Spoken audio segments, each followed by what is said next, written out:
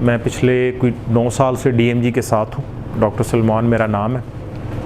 हमारे साथ हमारे हार्दिल अज़ीज़ जो हैं वो आदिल साहब मौजूद हैं, और जहाँ हम DMG मैनेजमेंट का शुक्र अदा करते हैं, शुक्रिया अदा करते हैं, वहाँ हम इनका भी शुक्रिया अदा करते हैं कि ये इस सारे प्रोग्राम को रिकॉर्ड करके फिर इसको हमारी YouTube का हिस्सा बनाते हैं, हमारे सोशल मीडिया चैनल के ऊपर इसको लॉन्च करते हैं, और ये एक परमानेंट मेमोरी बन जाती है ना।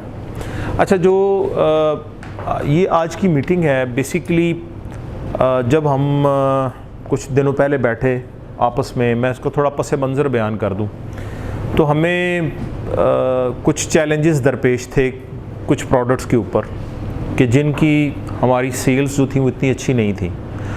तो मेरा तजर्बा ये है कि आम तौर पर उन प्रोडक्ट्स की सेल्स कम होती हैं। मैं इसमें महंगी सस्ती की बात नहीं करूँगा, ना क्रेडिट की बात करूँगा, इन चीज़ों पे मेरा ईमान नहीं है, ठीक है। होगा कोई थोड़ा बहुत 5% 10% इनका इफेक्ट होता होगा, लेकिन आम तौर पर वो चीज़ें नहीं बिकती। देखिए, हम सेल्स के लोग हैं जिनके ऊपर बात नहीं की जाती, जिनका लिटरेचर प्रेजेंट नहीं किया जाता, या जहाँ से अगर क्वेरी आई है तो उसको एड्रेस नहीं किया जाता, ठीक है। तो बात ना करने की भी चंद वजूहात हैं। हमें उसके बारे में पता नहीं है, इस चीज़ के बारे में, या हम उसके ऊपर जो क्वेश्चन आते हैं डॉक्टर साहब, हम उसको हैंडल नहीं कर पाते, ठीक है। और हम एक कॉन्स्टेंटली एक खौफ का शिकार रहते हैं कि यार पता नहीं क्या हो जाएगा, ठीक है। आप सब माशाल्लाह अक्सरियत आप में से जो है वो एनिमल साइंसेस ग्रेजुएट हैं, ठीक है। मशीद साहब ऐसे अपने एक्सपीरियंस की बेस पे ही मतलब काफ़ी सफिशेंट है कि वो इन चीज़ों को ग्रैब कर सकते हैं। तो हमने सोचा कि क्यों ना हम जो करंट इस वक्त इंडस्ट्री को चैलेंजेस हैं वहाँ से स्टार्ट करें, ठीक है, ताकि हम थोड़ा सा उसके ऊपर डॉक्टर साहब की भी कुछ एक प्रेजेंटेशन है अब्दुल समद साहब की, लेकिन हमने सोचा कि हम स्टार्ट करते हैं, we should start it from वारेक्सर्ट सुपर। अच्छा, आप हॉल के अंदर देखिएगा कि आपको ना डिफरेंट प्रोडक्ट्स के ना वो नज़र आ रहे होंगे। आपके पीछे एन जो है वो ग्लाइमेट प्लस और उसके फीचर्स लिखे हुए हैं, ठीक है। इधर उसकी स्टैंडी है, यहाँ पे वारेक्सर्ट सुपर है, ग्लाइमेट अगेन, टॉक्सी फ्री ग्लाइमेट, ठीक है। तो मेन कंसर्न तो हमारा हो सकता है पूरी मीटिंग के अंदर ग्लाइमेट का हो, लेकिन ये चीज़ें जो हैं ये आपको बहुत ज़्यादा सपोर्ट कर सकती हैं। अच्छा, दूसरी बात ये है कि इसमें आज के लेक्चर में भी और कल के लेक्चर में भी ज़्यादातर कुछ केमिस्ट्री का उनसर आएगा, तो उससे परेशान नहीं होना, ठीक है। केमिस्ट्री से बिल्कुल, क्योंकि जो जिन लोगों ने न्यूट्रिशन पढ़ी है या जो लोग वेटरनरी साइंस पढ़े हैं उनको पता है कि केमिस्ट्री जो है वो एक इंटीग्रल पार्ट है, ठीक है। अच्छा, वारेक्सर्ट सुपर पे बात करने से पहले मैं चाहता हूँ कि हम थोड़ा सा जो अभी रिसेंट प्रॉब्लम चल रहा है लंपी स्किन डिजीज़ का, सिंध से शुरू हुआ और अब पंजाब के गांव-गांव में पहुंच चुका है, ठीक है। हमारे अपने जानवर, मेरे जो जानवर हैं गांव के अंदर वो अफेक्टेड हैं। जो मेरी गाय है, यस दैट इज़ अफेक्टेड, ठीक है। हमारे रिलेटिव्स हैं, हमारी सिस्टर्स हैं, उनके जानवर, हमारे भाइयों के जानवर, जी हाँ। तो ये अब पंजाब के गांव-गांव में पहुंच चुकी है, ठीक है, ये बीमारी। अगर लंपी स्किन के बारे में बात की जाए तो इसके मुख्तलिफ नाम है ना, ठीक है।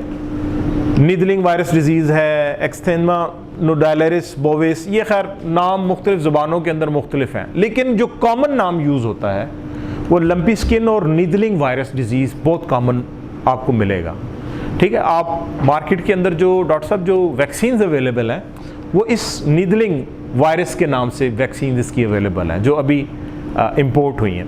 अच्छा, इस डिज़ीज़ के अंदर है क्या जी? एक दो चीज़ें बड़ी नोट करने वाली हैं। वो ये है कि इसका जो वायरस है वो उसकी फैमिली पॉक्स वायरिडियस है, पॉक्स वायरिडी फैमिली है। इसको नोट करना है आपने ना कि पॉक्स वायरिडी फैमिली जो है वो इसका जो है वो सबब है। और आम तौर पर ये बीमारी जो है it's very closely related to the pox. Pox समझते हैं? पॉक्स दाने बन जाते हैं, ठीक है। पंजाबी में या उर्दू में से माता कहते हैं, ठीक है। पॉक्स निकल आती थी, लोगों को भी निकलती थी, जानवरों को भी, ठीक है। और आमतौर पर सीरोलॉजी अगर की जाए तो वो पॉक्स से इसको डिफ्रेंशिएट करना ज़रा मुश्किल काम है, ठीक है। ये जो स्लाइड्स हैं मैं ज़रा जल्दी गुजारूंगा क्योंकि मेरा मकसद प्रोडक्ट पे जाना है, ठीक है। अच्छा, इसके इकोनॉमिक इफ़ेक्ट्स क्या हैं जी? सीवियर एमेसिएशन है, ठीक है, lowered milk production, even abortion, mastitis, fertility का लॉस हो जाना, ठीक है, हाइड्स जो खालें हैं वो डैमेज हो जाती हैं, दाने बन जाते हैं ना, ठीक है, loss of draft from lameness, जब वो लंगड़ा के चलेगा तो फिर वो कोई भी ड्राफ्ट पावर जो है वो प्रोवाइड नहीं कर सकेगा। ये मेजर इकोनॉमिक इम्पैक्ट्स हैं। मॉर्बिडिटी जो है वो वेरिएबल है बहुत ज़्यादा, 3% से लेके 85% तक मॉर्बिडिटी होती है। मॉर्बिडिटी से फुरकान साहब हम क्या मुराद लेते हैं? हाँ, यानी कि मॉर्बिडिटी नहीं होती उसमें, ठीक है, किसी भी डिजीज की वजह से जो स्ट्रेस आती है, ठीक है, उसको मॉर्बिडिटी कहते हैं। क्यों जी? अब्दुर्रहमान साहब, हाँ, नहीं, क्लिनिकल साइंस तो शो हुए होते हैं, ठीक है, यस, जितने बीमार जानवर जो शरह है उसको मॉर्बिडिटी कहा जाता है, ठीक है। मोर्टेलिटी जो है आमतौर पर कम है इस वायरस की वजह से, लेकिन जो ऐसी बात नहीं है कि रिपोर्ट्स जो हैं वो कुछ आउटब्रेक्स के अंदर ज़्यादा भी हैं। नॉर्मली वैसे इसकी मोर्टेलिटी 1 से लेकर 3% तक है। सम टाइम मोर्टेलिटी जो है वो होती है सेकेंडरी इन्फेक्शंस की वजह से, क्योंकि वायरल प्रॉब्लम है, इम्यूनोसप्रेसिव भी है, ठीक है। प्राइमरी जो इसका रूट है इसका, वो बाइटिंग इंसेक्ट्स हैं, वो काटते हैं, जो इंसेक्ट्स हैं वो काटते हैं, उसकी वजह से ट्रांसफ़र होती है। डायरेक्ट कांटेक्ट अगर एनिमल्स का हो तब भी। इसके अलावा होता क्या जी, क्या क्या चीज़ें डायरेक्ट कांटेक्ट में, वो लीजन्स हैं, saliva, nasal discharge, milk, semen, muscle, इनमें से कोई भी चीज़ अगर इन कांटेक्ट आएगी तो वायरस स्प्रेड करेगा, ठीक है। या मूवमेंट ऑफ कैटल, अगर वो मूव करेंगी गायें तो तब भी ये वायरस स्प्रेड होने का खदशा है। इंक्यूबेशन पीरियड जो है वो 2 से लेकर 5 हफ्ते तक है। 2 हफ्ते आपको पता ही नहीं चलता कि क्या हो रहा है, ठीक है। और आम तौर पर इन एपरेंट टू सीवियर इन्फेक्शन, बाज़ औक़ात इन्फेक्शन का पता ही नहीं लगता और सम टाइम बहुत शदीद किस्म की इन्फेक्शन हो जाती है, ठीक है। यंग काफ्स जो हैं, छोटे बच्चे जो हैं वो ज़्यादा ससेप्टेबल हैं। और इसके अलावा होता क्या जी कि नोड्यूल डेवलपमेंट है, ये छाले बने हुए हैं, आप देख सकते हैं, मिल्क यील्ड कम हो जाती है। और अगर आप ज़ख्मों को देखें तो ये सर्कुलर टाइप यानी गोल शक्ल के अंदर कोलेसिंग नाड्यूल्स हैं। कोलेसिंग नाड्यूल हम कहते हैं कि जब एक चीज़ को पकड़ के आप ऐसे गोल इकट्ठा कर दें ना, उसको कहते हैं कोलेसिंग, यानी ये बिल्कुल ऐसे भरा हुआ है, बिल्कुल गोल, ठीक है, उसे कोलेसिंग नाड्यूल कहते हैं, ठीक है। अच्छा, कॉमन ऑन हेड, सर पे हैं, नेक पे, अडर पे, पेरिनियम लेग्स पे, ठीक है। कोर्स ऑफ नेक्रोटिक मटेरियल, ये खैर उसकी कुछ कह लें कि उसको कहा जाता है सिट फास्ट, ठीक है। सेकेंडरी बैक्टीरियल इन्फेक्शंस में राइनाइटिस है, कंजक्टिवाइटिस है, लेमनेस है, अबॉर्शन, स्टेरिलिटी, ये सारी चीज़ें उसके साथ एसोसिएटेड हैं, ठीक है। ट्रीटमेंट क्या है जी कि animals generally recover with good nursing and care. अगर कुछ अच्छी नर्सिंग की जाए, कुछ केयर की जाए तो रिकवर हो जाते हैं। एंटीबायोटिक्स दी जा सकती हैं सेकेंडरी इन्फेक्शन के लिए, ठीक है। और कम से कम 6 महीने लगते हैं फुली रिकवर होने में एनिमल्स को, ठीक है। अच्छा, ये लंपी स्किन के ऊपर थोड़ी सी बातचीत थी। दूसरा जो बड़ा प्रॉब्लम है ना जी, वो है फुट एंड माउथ डिजीज़, ठीक है। इसके बारे में हमें थोड़ा सा, मैं ज़रा क्विकली इसका मैं वो करूँगा क्योंकि इतना टाइम हमारे पास नहीं, हम प्रोडक्ट पे जाना चाहते हैं, ठीक है। बेसिकली ये वायरल डिजीज़ है क्लोवन हूफ्ड एनिमल्स की। क्लोवन हूफ्ड एनिमल्स में शीत साहब वो होते हैं जिनके जो पाँव है ना उसके 2 वो होते हैं, सिरे होते हैं, खुर होते हैं, ठीक है। क्लोवन हूफ्ड में आपको जो है वो गाय, भैंस, बकरी, ठीक है, इवन पिग्स भी क्लोवन ये जो है वो क्लोवन हूफ्ड है। लेकिन जो क्लोवन हूफ्ड नहीं है उनमें आपके पास डंकी, म्यूल, हॉर्सेस, ठीक है, वो क्लोवन हूफ्ड नहीं है। तो ये बीमारी सिर्फ और सिर्फ क्लोवन हूफ्ड एनिमल्स की है और बहुत ज़्यादा हाईली कंटेजियस है, यानी ये बहुत जल्दी अपना जो है ना असर दिखाना शुरू कर देती है, ठीक है। और इसमें होता ये है कि जो माउथ और हूव्स हैं वहाँ पर कुछ जो है, जो म्यूकस है, म्यूकस मेम्ब्रेन है, वहाँ पर इरोजन्स या ज़ख्म बन जाते हैं मुंह के अंदर और पैरों के अंदर, ठीक है। वो भी हम देखते हैं आगे।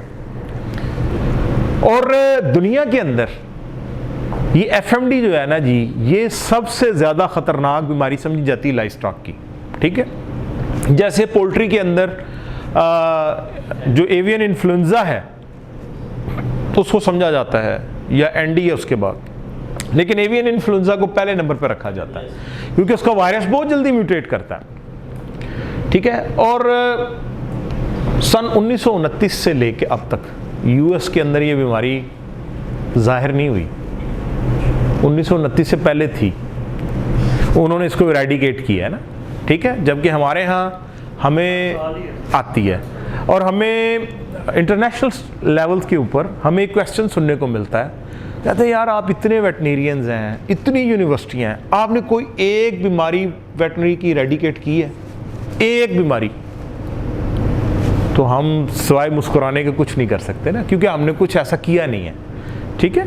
हमने कोई ऐसी बीमारी जो है उसको इरेडिकेट नहीं किया, ठीक है। आल दो कोशिशें बड़ी की हैं लेकिन वो इरेडिकेट नहीं होती, ठीक है।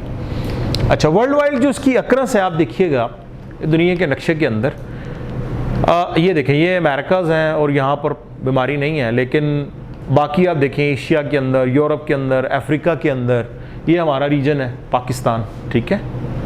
यहाँ पर ये एग्जिस्ट करती है, इंडिया के अंदर, बांग्लादेश, अफ़गानिस्तान, ईरान, ठीक है। ऊपर जितने एरियाज़ हैं इसकी अक्रंस काफ़ी ज़्यादा है इस बीमारी की, ठीक है। इसका जो सबसे अहम नुक्ता है वो ये है कि एक तो इसका इंक्यूबेशन पीरियड बहुत शॉर्ट है, ठीक है, इस बीमारी का, और दूसरा जो वायरस है वो बीमारी की अलामात आने से पहले उसका जो रिलीज़ है वो शुरू हो जाता है। जानवर अभी बीमारी की अलामात जाहिर नहीं करेगा लेकिन वायरस को शेड करना शुरू कर देगा, ठीक है। और मैसिव क्वांटिटीज जो है वो वायरस की रिलीज होती है, मैसिव, ये मैं आगे बताऊंगा एक स्लाइड के अंदर, ठीक है। काफ़ी सारे रूट्स हैं इसके ट्रांसमिशन के, ठीक है। मिनिमल साइज ऑफ इसकी जो एरोसोल ट्रांसमिशन है वो आप देखिएगा कि अप टू 250 किलोमीटर तक है हवा के जरिए, ठीक है। अगर एक डेरे पे डॉक्टर साहब आ जाए तो सबको वो लपेट में लेगी, ठीक है, depending on strain, environmental conditions. Normally जो है वो पानी के ऊपर 10 kilometre, 170 kilometre, 250 kilometre reported over water, ठीक है। एरोसोल से वाटर के जरिए भी ये, ठीक है, इसका स्प्रेड है। जो इसका वायरस है वो एक नॉन एनवेलप है, उसके बाहर कोट नहीं होता। वायरसेस के हमें पता है ना, दो बड़ी किस्में हैं, इन्वेलप्ड हैं और नॉन इन्वेलप्ड हैं, और नॉन इन्वेलप्ड वायरसेस को किल करना थोड़ा मुश्किल काम है, ठीक है। लाइक गंबोरो का जो वायरस है वो नॉन इन्वेलप है, ठीक है। पोलियो का वायरस जो है वो नॉन इन्वेलप्ड है। एनडी, आईबी, H9 ये सारे इन्वेलप्ड वायरसेस हैं। मैरिक्स का वायरस इन्वेलप्ड वायरस है, ठीक है। EDS का वायरस नॉन इन्वेलप्ड वायरस है, ठीक है। अच्छा, इस वायरस की 7 जो है वो सीरोलॉजिकल टाइप्स हैं, type A, O, C, SAT1, SAT2, SAT3 और एशिया 1, ठीक है। ये जो टाइप्स हैं ये आप देखें, ये जो तीनों टाइप्स हैं SAT1, 2, 3, ये साउथ अफ्रीकन टेरिटरीज के अंदर एग्जिस्ट करती हैं, और एशिया 1 जो है ये हमारे इंडिया, पाकिस्तान, बांग्लादेश, ये इन कंट्रीज के अंदर ज़्यादा एग्जिस्ट करती है। और ये जो टाइप्स हैं ये यूरोपियन टाइप्स हैं, ठीक है। 7 टाइप्स हैं, लेकिन कोई भी टाइप कहीं पे भी आ सकती है क्योंकि इसकी भी जो वैक्सीन है या इसके जो वायरसेस हैं उनके अंदर क्रॉस प्रोटेक्शन नहीं है। क्रॉस प्रोटेक्शन का पता है किसे कहते हैं अपना फुरकान साहब? क्रॉस प्रोटेक्शन, हाँ, क्रॉस प्रोटेक्शन किसे कहते हैं? नहीं आइडिया। देखें, जब आप किसी भी चीज़ की वैक्सीन बनाते हैं ना, तो अब उसके मुख्तलिफ वायरस की, जिस तरह ये टाइप्स हैं डिफरेंट, ठीक है, बहुत सारे वायरस नहीं, एक ही वायरस की कई टाइप्स हैं। क्रॉस प्रोटेक्शन ये होती है कि हम इसमें से किसी एक की वैक्सीन बना के लगाएं तो वो सबको काउंटर कर ले। ये एक ही वायरस की सारी टाइप, एक ही वायरस की इस टाइप की वैक्सीन बनाएं, इसकी, वो इन सब के लिए काफी हो, इन सब के लिए एंटीबॉडीज प्रोड्यूस कर सके, ये होती है क्रॉस प्रोटेक्शन। लेकिन इस वायरस के केस में क्रॉस प्रोटेक्शन नहीं है, यानी अगर टाइप ए का वायरस आ गया है तो आपको उसके लिए टाइप ए की ही वैक्सीन चाहिए, ठीक है। अगर ओ का आ गया तो उसके लिए टाइप ओ की चाहिए। पोल्ट्री के अंदर ऐसी कौन सी बीमारी है जिसमें क्रॉस प्रोटेक्शन नहीं है? और ह्यूमंस के अंदर भी IB, कोरोना वायरस, प्रोटेक्शन? इसकी क्रॉस प्रोटेक्शन नहीं है। अभी जो हम सब ने कोरोना की वैक्सीन करवाई है, ठीक है, अभी कुछ अरसे बाद अगर वो उसका जो वायरस है वो अपनी वायरस उसमें म्यूटेशन शिफ्ट लेता है तो वो नई शक्ल में अगर आएगा तो जो वैक्सीन लगी वो फारिग है। सर कुछ लोग आईबी में 60-70% क्लेम करते हैं कुछ स्ट्रेन। मुमकिन नहीं है। पाकिस्तान के अंदर आईबी की 60 से ज़्यादा स्ट्रेन्स दरियाफ्त हो चुकी हैं पाकिस्तान के अंदर, और जो वैक्सीन पाकिस्तान में अवेलेबल है वो 4 से 5 टाइप की स्ट्रेन्स हैं, ठीक है। तो हाउ कैन आप नहीं कर सकते, ठीक है। ये उसकी टाइप्स हैं और ओवर 60 सब टाइप्स हैं, ठीक है। आगे इनकी सब टाइप्स हैं, ठीक है। और सबसे ज़्यादा जो एंटीजेनिक वेरिएशंस हैं वो टाइप ए की हैं, ठीक है। होस्ट रेंज इसमें क्लोवन हूफ्ड एनिमल्स हैं, cattle, buffalo, sheep, goats, even swine के अंदर भी आता है। वाइल्ड एनिमल्स के अंदर देखें तो deer, bison, feral hogs, antelope, इनके अंदर भी ये यानी ये वाइल्ड एनिमल्स के अंदर भी एफएमडी आती है, ठीक है। Water buffalo, it can be carrier for 5 years। जो बफलो है अगर उसके अंदर आई है तो 5 साल तक ये कैरियर रह सकती है, ठीक है। लामाज हैं, एल्पैकाज हैं। लामाज का पता है फुरकान, लामा किसे कहते हैं? एल्पैकाज का पता है? नहीं। किसी को पता है जी लामाज किसे कहते हैं? हाँ, ये कैमिलिड्स हैं, ठीक है, कैमिलिड्स हैं। मार्कर शार्कर कोई नहीं लाया यार हम। लामा और एल्पैकाज जो हैं ये कैमिलिडी फैमिली से हैं, ठीक है। हमारा जो कैमल है वो रिवेरियन कैमल है। ये जो कैमल आपको हूफ ये इसकी वो नजर आती है ना, जो उसकी कोहान है हम्प वाला, ठीक है, इसकी आगे ये टाइप्स है लामाज एंड एल्पैकाज, ठीक है। मैं कोशिश करता हूं अगर इधर से हम डाउनलोड करके पिक्चर भी आपको दिखा सकें, ठीक है। Are usually susceptible but no epidemiological significance, ठीक है। ओड जो टोड एनिमल्स हैं जिनका एक ही टो होता है उसमें ये नहीं, लाइक हॉर्सेस हैं, लाइक राइनोज हैं, इनके अंदर इवन हॉर्सेस, जिब्रास और राइनोज, इनके अंदर ये नहीं देखी गई, ठीक है। इनके अंदर ये प्रॉब्लम नहीं आती, ठीक है। ये जो जानवर हैं camels, they are resistant to natural infection. ये रेजिस्ट हो चुके हुए हैं क्योंकि ऊंट बहुत हार्डी एनिमल है ना, जनरली उसकी प्रॉपर्टीज ही ऐसी हैं कि वो जनरली बहुत सारी डिजीजेस से रेजिस्टेंट है, ठीक है। अच्छा, इंक्यूबेशन जो है वो डिपेंड करता है कि भाई कौन सी स्ट्रेन आई है, ठीक है, क्या डोजेज है, रूट ऑफ एंट्री क्या। जनरली 2 से 3 दिन का इंक्यूबेशन पीरियड होता है और ज़्यादा से ज़्यादा 10 से 14 दिन यानी 2 हफ्ते मैक्सिमम है। 2 दिन का incubation period is very short incubation period. आप देखेंगे वायरस कितनी जल्दी रेप्लिकेट करता है, ठीक है। और इवन एक्सपेरिमेंटली तो ये 24 घंटे के अंदर बीमारी अपीयर हो जाती है। एक्सपेरिमेंटली अगर आप वायरस लगाएं तो 24 घंटों के अंदर फुरकान साहब बीमारी का अपीयर हो जाती है, ठीक है।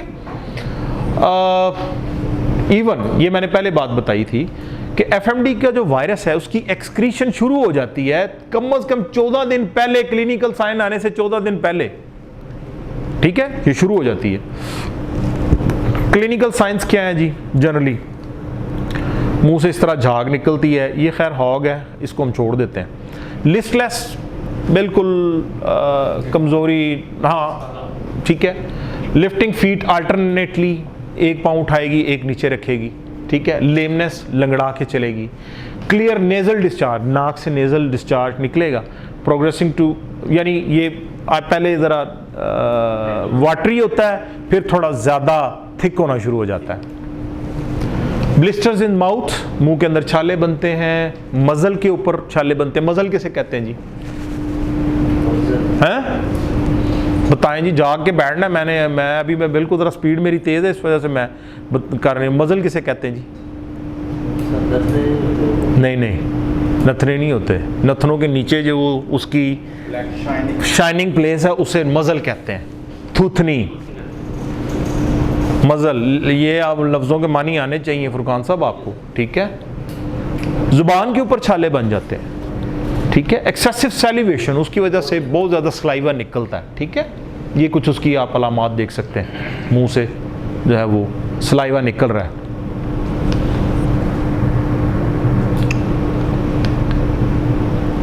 आमतौर पर 103 से लेके 106 डिग्री फ़ारेनहाइट तक बुखार हो जाता है।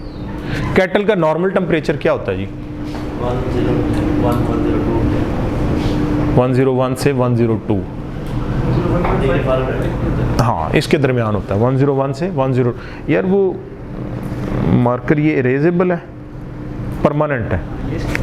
अच्छा नहीं, कुछ हमें वो इरेजेबल भी चाहिए। अच्छा, डिप्रेशन है, एनोरेक्सिया। एनोरेक्सिया किसे कहते हैं जी? Loss of appetite, good. Milk production cease, blister start to form in the mouth, मुंह में छाले बनने लग जाते हैं, ठीक है। एक्सेसिव रोपी विस्कस, यानी ये उसकी टाइप्स हैं, ठीक है। वो छाले जो है वो 24 घंटों के अंदर जो है ना जी वो रप्चर होके अल्सर्स बन जाते हैं, जख्म बन जाते हैं, ठीक है। और आम तौर पर 10 से 14 दिनों के अंदर ये हील हो जाते हैं, लेकिन ये बहुत पेनफुल होते हैं, they are really very painful. मतलब आप खुद देखें, अगर खुदा ना खास्ता हमारे मुंह में छाले बने हो, नॉर्मली हमको गर्म ठंडी चीज़ खा लेते हैं, ज़ुबान जल जाती है, तो हम कितने दिन वो तंग रहते हैं। तो एक जानवर जो है और उसका इतना बड़ा उसका बैरल है, उसने इतना ज़्यादा खाना है, वो तो बिल्कुल फारिग हो जाती है, ठीक है। हाँ, ये ब्लिस्टर्स हैं, माउथ के अंदर बनेंगे, टंग पे, डेंटल पैड पे, गम्स पे, सॉफ्ट पैलेट पे। मुझे ये बताएं फुरकान साहब कि सॉफ्ट पैलेट और डेंटल पैड में क्या फ़र्क है? डेंटल पैड अच्छा, और डेंटल पैड और सॉफ्ट पैलेट हैं? मैं इसलिए ये पूछ रहा हूँ ताकि मैं आपको अलाइव रख सकूँ। क्योंकि शकील साहब आपका क्या ख्याल है, सॉफ्ट पैलेट और डेंटल पैड से क्या मुराद है? ये बताएं, गाय के ऊपर वाले कितने दांत होते हैं? उसके ऊपर जो जबड़ा, कितने दांत होते हैं? उसे कहते हैं, वो कहता है सॉफ्ट पैलेट। ऊपर वाला जो हिस्सा है वो सॉफ्ट पैलेट है, डेंटल पैड ये नीचे है, ठीक है। मजल है, नॉस्ट्रल्स हैं, फीट है, और टीट्स के ऊपर भी छाले बन जाते हैं, ठीक है। ये टीट के ऊपर जख्म बने हुए हैं, ये मजल है, ये वाला, ये देखें, ये देखें अब कैसे सांस लेती होगी यार, ठीक है। ये देखें, ये मुंह खोल के उसके ये जो सॉफ्ट पैलेट है, ये सॉफ्ट पैलेट है, ये वाला, ये निशान बने हुए हैं, ठीक है। ये फिर उसके खुरों के ऊपर, इसलिए इसको कहा जाता है ना मुंह खुर। नहीं, दोनों जगह, ये कुछ ज़रूरी नहीं है कि किसी एक जगह से स्टार्ट हो, ठीक है। हाँ, हो सकता है कि शुरू में उधर, हाँ बिल्कुल हो सकता है ऐसा ही हो, लेकिन ये खुरों के अंदर आप देखें जख्म बने हैं, चल नहीं सकती, सूजन हो चुकी है, ठीक है। और ये भी उसे थोड़ा सा खोल के उसको दिखाया है, ठीक है। बॉडी ट्रिमर्स फ्रॉम पेन बहुत ज़्यादा होता है जानवर को, ठीक है, कांपने लग जाती है। Lameness from developing lesions on feet, पैरों के ऊपर, ये पैर है बेसिकली, ये उसको थोड़ा खोल के दिखाया है इन्होंने, बड़ी बुरी बीमारी है, ठीक है। ये मज़ीद उसके अंदर जो है, ठीक है। अच्छा, yes, smacking of the lips and sucking of the सोर टंग इज कैरेक्टरिस्टिक। ज़ुबान चूँकि वो दर्द होती है ना, तो ज़ुबान ज़्यादा ऐसे फेरती है। हमारा गला खुश्क हो तो हम कितना ज़्यादा वो उसको सेलिवेशन के लिए ट्राई करते हैं, ठीक है।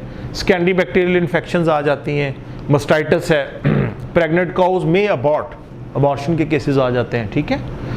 रिकवर्ड एनिमल्स आर परमानेंटली अनथ्रिफ्टी, वो एक्टिव नहीं होते, वो परमानेंटली, एक दफ़ा जिसे लग गई है ना, ठीक है, वो चली भी जाए बीमारी, लेकिन वो उस लेवल पे आ नहीं सकते, ठीक है। ये देखें, मॉर्बिडिटी अप्रोचेस 100% इन ए ससेप्टिबल हर्ड, 100% तक भी हो सकती है। ये ब्राज़ील, अर्जेंटीना, यूरुग्वे के अंदर ये पिक्चर है, वहाँ देखें ज़रा, इन्हें मरना ही है यार, तो बच तो नहीं सकती, ठीक है। Young cows may die without showing any clinical sign, जो छोटे बच्चे हैं वो क्लिनिकल साइन भी नहीं शो करेंगे और खुदा को प्यारे हो जाएंगे। Recovered animals are poor doers, ठीक है, यानी अगर उनकी मिल्क प्रोडक्शन पहले अगर 5 लीटर थी ना जी, तो वो कभी भी 5 लीटर पे नहीं पहुंच सकती दोबारा, नेवर, ठीक है। आप उससे ड्राफ्ट का काम लें, आप उससे मिल्क प्रोडक्शन लें, वो उस तरह परफॉर्म नहीं करेंगे। अच्छा, 50% जो एनिमल्स हैं वो आमतौर पर तकरीबन 2 साल तक वायरस की शेडिंग जारी रखते हैं। अब मैं अपना केस थोड़ा सा डेवलप करने जा रहा हूँ कि ये वायरस की शेडिंग हो रही है, ठीक है, तो ये प्रॉब्लम भी हर साल आती है, ठीक है। वाटर बफलो जो है ये 5 साल तक कैरियर रह सकती है। खैर अच्छा, अब ये बड़ी अहम बात है जो समझने वाली है। डॉक्टर फुरकान साहब, एक इन्फेक्टेड एनिमल जो है वो एक दिन के अंदर ज़रा सिफरे गिन के मुझे बताएं ये कितने बनते हैं? 400 million, 400 million virus particles per day shed करती है, और इन्फेक्ट करने के लिए कितने चाहिए? 10 से 12 पार्टिकल्स काफ़ी हैं इसको इन्फेक्ट करने के लिए। इसलिए सर हार्ट में जब ये आती है तो यस, ऐसे स्प्रेड होती है, ठीक है, ठीक है। डायरेक्ट ये हम पहले बात कर चुके हैं। फिर अब ये देखें आमतौर पे क्या होता है, जो हमारे देहाती एरियाज है वहाँ पे वो दूध गुजर साहब बैठे हैं, इनको पता है, वो सबसे पहले तांडू इंज कर अपने मुँह जो या कोल बिल्ली बैठी हो मुँह, या इवन गाय भैंस के अपने मुँह में धार मारते हैं, ठीक है। तो ये जितने इसकी एक्सक्रीशंस हैं सारों के ज़रिए ये फैल सकती है, मिल्क में, सीमन के ज़रिए, सलाइवा से, फीसिस, यूरिन, ब्रेथ, किसी के ज़रिए भी, ठीक है। अच्छा, ये है सुपर सॉकर फाइट है ना ऑन द डेयरी फार्म, वो कर रहे होते हैं आमतौर पे। अच्छा जी, फिर ये भी ट्रांसमिशन के बारे में है, इसको भी हम चलते हैं आगे। अच्छा, वेक्टर्स कौन कौन से हैं जी? Contact with contaminated objects like equipment, footwear, clothing, इन सब के ज़रिए भी ये फैलती है, ठीक है। अब ये बातें हमने 2-3 याद रखनी है। एक बात जो मैंने पीछे की कि जो वायरस का एनवायरनमेंट के अंदर फैलाओ, और फिर जो इक्विपमेंट, फुटवेयर, क्लोथिंग, इन सब के ऊपर उसका फैलाओ, ठीक है। 2 बातें ज़हन में रखनी है। अच्छा, फिर अगर एक बंदा इन कांटेक्ट आया है एफएमडी वायरस के साथ, भाईजान वो 36 घंटे तक जो है ना वो वायरस को एक्सहेल करेगा। एक्सहेल का मतलब समझते? मतलब उसके लंग्स में वो वायरस चला गया और वहां से वो उसको एक्सहेल करेगा, 36 घंटे तक एक्सहेल करता रहेगा। अब वो जनाब जितना मर्जी नहा धो के वो जनाब अपने चाचे के फार्म पे जाए, ठीक है, और उधर जाके वो अगर एक्सहेल करेगा बीमारी आ जाएगी, ठीक है। इतनी कंटेजियस है, इसलिए इसको कहा गया हाईली कंटेजियस, हाईली कंटेजियस, ठीक है। अच्छा, फिर birds can be mechanical vectors. Even जो बर्ड्स, वाइल्ड बर्ड्स हैं, ठीक है, वो मैकेनिकल वर्ड्स वो मतलब इंजेस्ट कर लेंगे एफएमडी के वायरस को, और फिर जहां पे भी जाएंगे जाके बीट करेंगे, ठीक है, जहां पे बैठेंगे, ठीक है, बीट के जरिए जो है वो। और हमारे यहाँ जो फार्म्स हैं उनके ऊपर इन बर्ड्स की लिए कोई इतना कोई खास इंतज़ाम नहीं होता, दे हैव ईजी अप्रोच। जी सफ़ेदे लगाए हैं, लेकिन इवन देन अगर ये देखें इस तरह ये बगले जिस तरह आते हैं, जब सर्दी पड़ने लगती है साइबेरिया से मूव करके इधर आते हैं, और वो एनिमल्स ऐसे हमने अपने खेतों में मैंने देखे हैं। तो अगर वो ऐसा कोई कैरियर एनिमल है और साथ में आपकी गाय भैंसें चल रही हैं, खोलते हैं आप, तो फिर पक्का जो है वो वायरस वहाँ से ले लेंगी। पूरी टोलियां होती हैं। हाँ, पूरी टोलियाँ होती हैं, ठीक है, ठीक है। ये वही मैंने बात जैसे पहले की। अच्छा, फुट एंड माउथ डिजीज़ जो है इसकी जो डिस्ट्रीब्यूशन है, अब अगेन उस पे गौर करते हैं। ग्रीन कलर जो आपको नजर आ रहा है ये फ्री है, ठीक है, और जो आपको रेड कलर नजर आ रहा है इन एरियाज के अंदर ये मौजूद है, और जो पिंक कलर है ये रीसेंट एक्टिविटी है। यानी रीसेंट एक्टिविटी से मुराद है कि हाल ही में यहां पर उसकी आउटब्रेक हुई है, ठीक है। तो ये हमारा एरिया जो है ये तो बिल्कुल उसके अंदर है, ठीक है, पिंक के अंदर, रेड के अंदर है, ठीक है। अच्छा, यहां तक मैंने सिर्फ अपना जो है वो केस बिल्ड करने के लिए 2 बीमारियों को जरा क्विकली बयान किया, ठीक है। अब हमें आगे जाना है डिसइंफेक्शन के ऊपर। We are not talking about any treatment, ठीक है, वी आर टॉकिंग अबाउट, और आपको शायद ये भी मैंने एक ये फिक्रा पढ़ा था कि ये YMCF की किताब है पोल्ट्री डिजीजेस, उसमें जो उसने एक बात लिखी है वो कहता है prevention is the best biosecurity. Prevention is the best biosecurity to avoidance, बल्कि प्रिवेंशन भी, sorry, avoidance is the best biosecurity. Avoid किसी चीज को करना, ठीक है, अवॉइड अगर करेंगे, मसलन हमें पता है कि यार इसको हाथ लगाऊंगा तो करंट पड़ेगा, तो मुझे बचना ही चाहिए ना, अवॉइड ही करना चाहिए ना। मुझे पता है बाहर सड़क पे जनाब जो है ना कोई हैवी किस्म की ट्रैफिक है, तो फिर मुझे देख के जाना चाहिए या अवॉइड करना चाहिए। Avoidance is the best biosecurity, ठीक है। अच्छा, इस बायोसिक्योरिटी चूंकि एक बहुत ब्रॉडर टर्म है, उसके अंदर डॉक्टर साहब बहुत सारी चीज़ें आती हैं, लाइक कि आप फार्म के ऊपर जो विजिटर्स हैं उनको कम से कम एंटर होने दें, परिंदों का प्रॉपर बंदोबस्त करें, ठीक है, वाइल्ड एनिमल्स हैं उनको ना आने दें, डॉग्स को ना रखें, ठीक है, ये है अवॉइडेंस, ठीक है। और लेकिन जब एक चीज़, और इसके साथ साथ आपको जोर देना होता है डिसइंफेक्शन के ऊपर।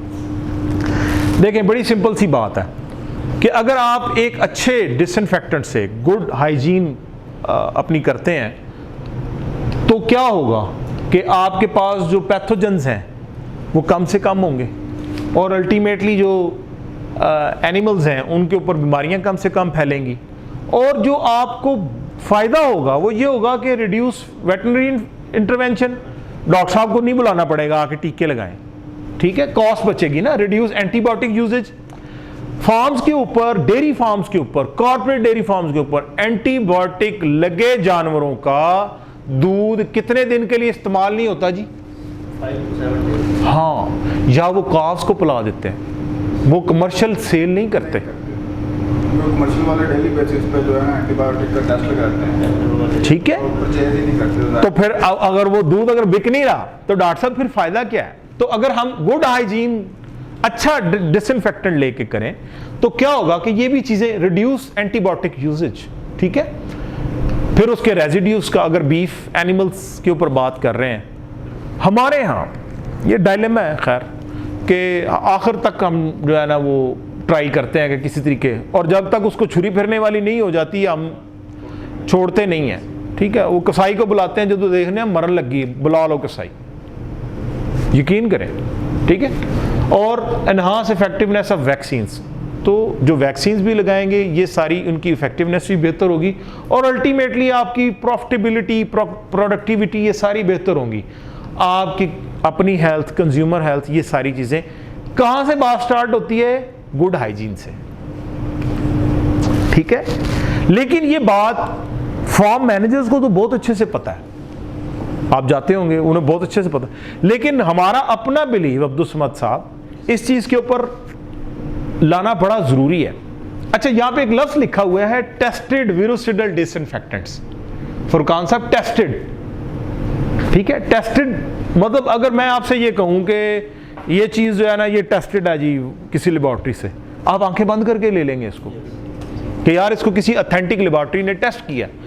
इसके मुकाबले में एक देसी कोई ब्रांड आता है वो टेस्टेड नहीं है, आप हो सकता है ज़रूरत के तहत ले तो लें, लेकिन आप कंफ्यूजन का शिकार रहेंगे, आप नहीं यार ये तो टेस्टेड नहीं है, ठीक है। उसको टेस्ट कैसे किया जाता है, कौन करता है, कौन इसकी सर्टिफिकेशन करता है, हम उसके ऊपर भी बात करते हैं। लेकिन टेस्टेड विरुसिडल डिसइंफेक्टेंट अगर यूज करेंगे तो ये सारे फवायद हासिल हो सकते हैं। तो इसका मतलब ये है कि हमारा पहले अपना ईमान इस चीज पे हमें लाना जरूरी है कि एक अच्छा टेस्टेड विरुसिडल डिसइंफेक्टेंट अगर हो मशीद साहब, तो हम ये सारे फायदे हासिल कर सकते हैं। वैक्सीन का अच्छा टाइटर लेने के लिए डॉक्टर साहब हमें अच्छी डिसइंफेक्शन, अच्छा डिसइंफेक्टेंट यूज करना पड़ेगा, ठीक है। अच्छा, ये आपके सामने जो मैंने अभी टेबल लाया ना, आपसे मेरी एक रिक्वेस्ट होगी कि आप जब वापस जाएं या आपको अभी टाइम मिले तो आपने एक वेबसाइट ओपन करनी है और वहां पे लिखना है डेफ्रा।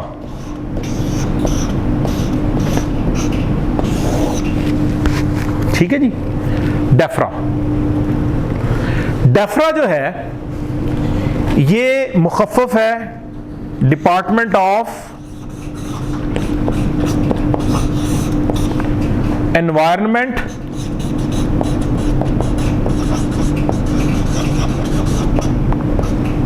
फूड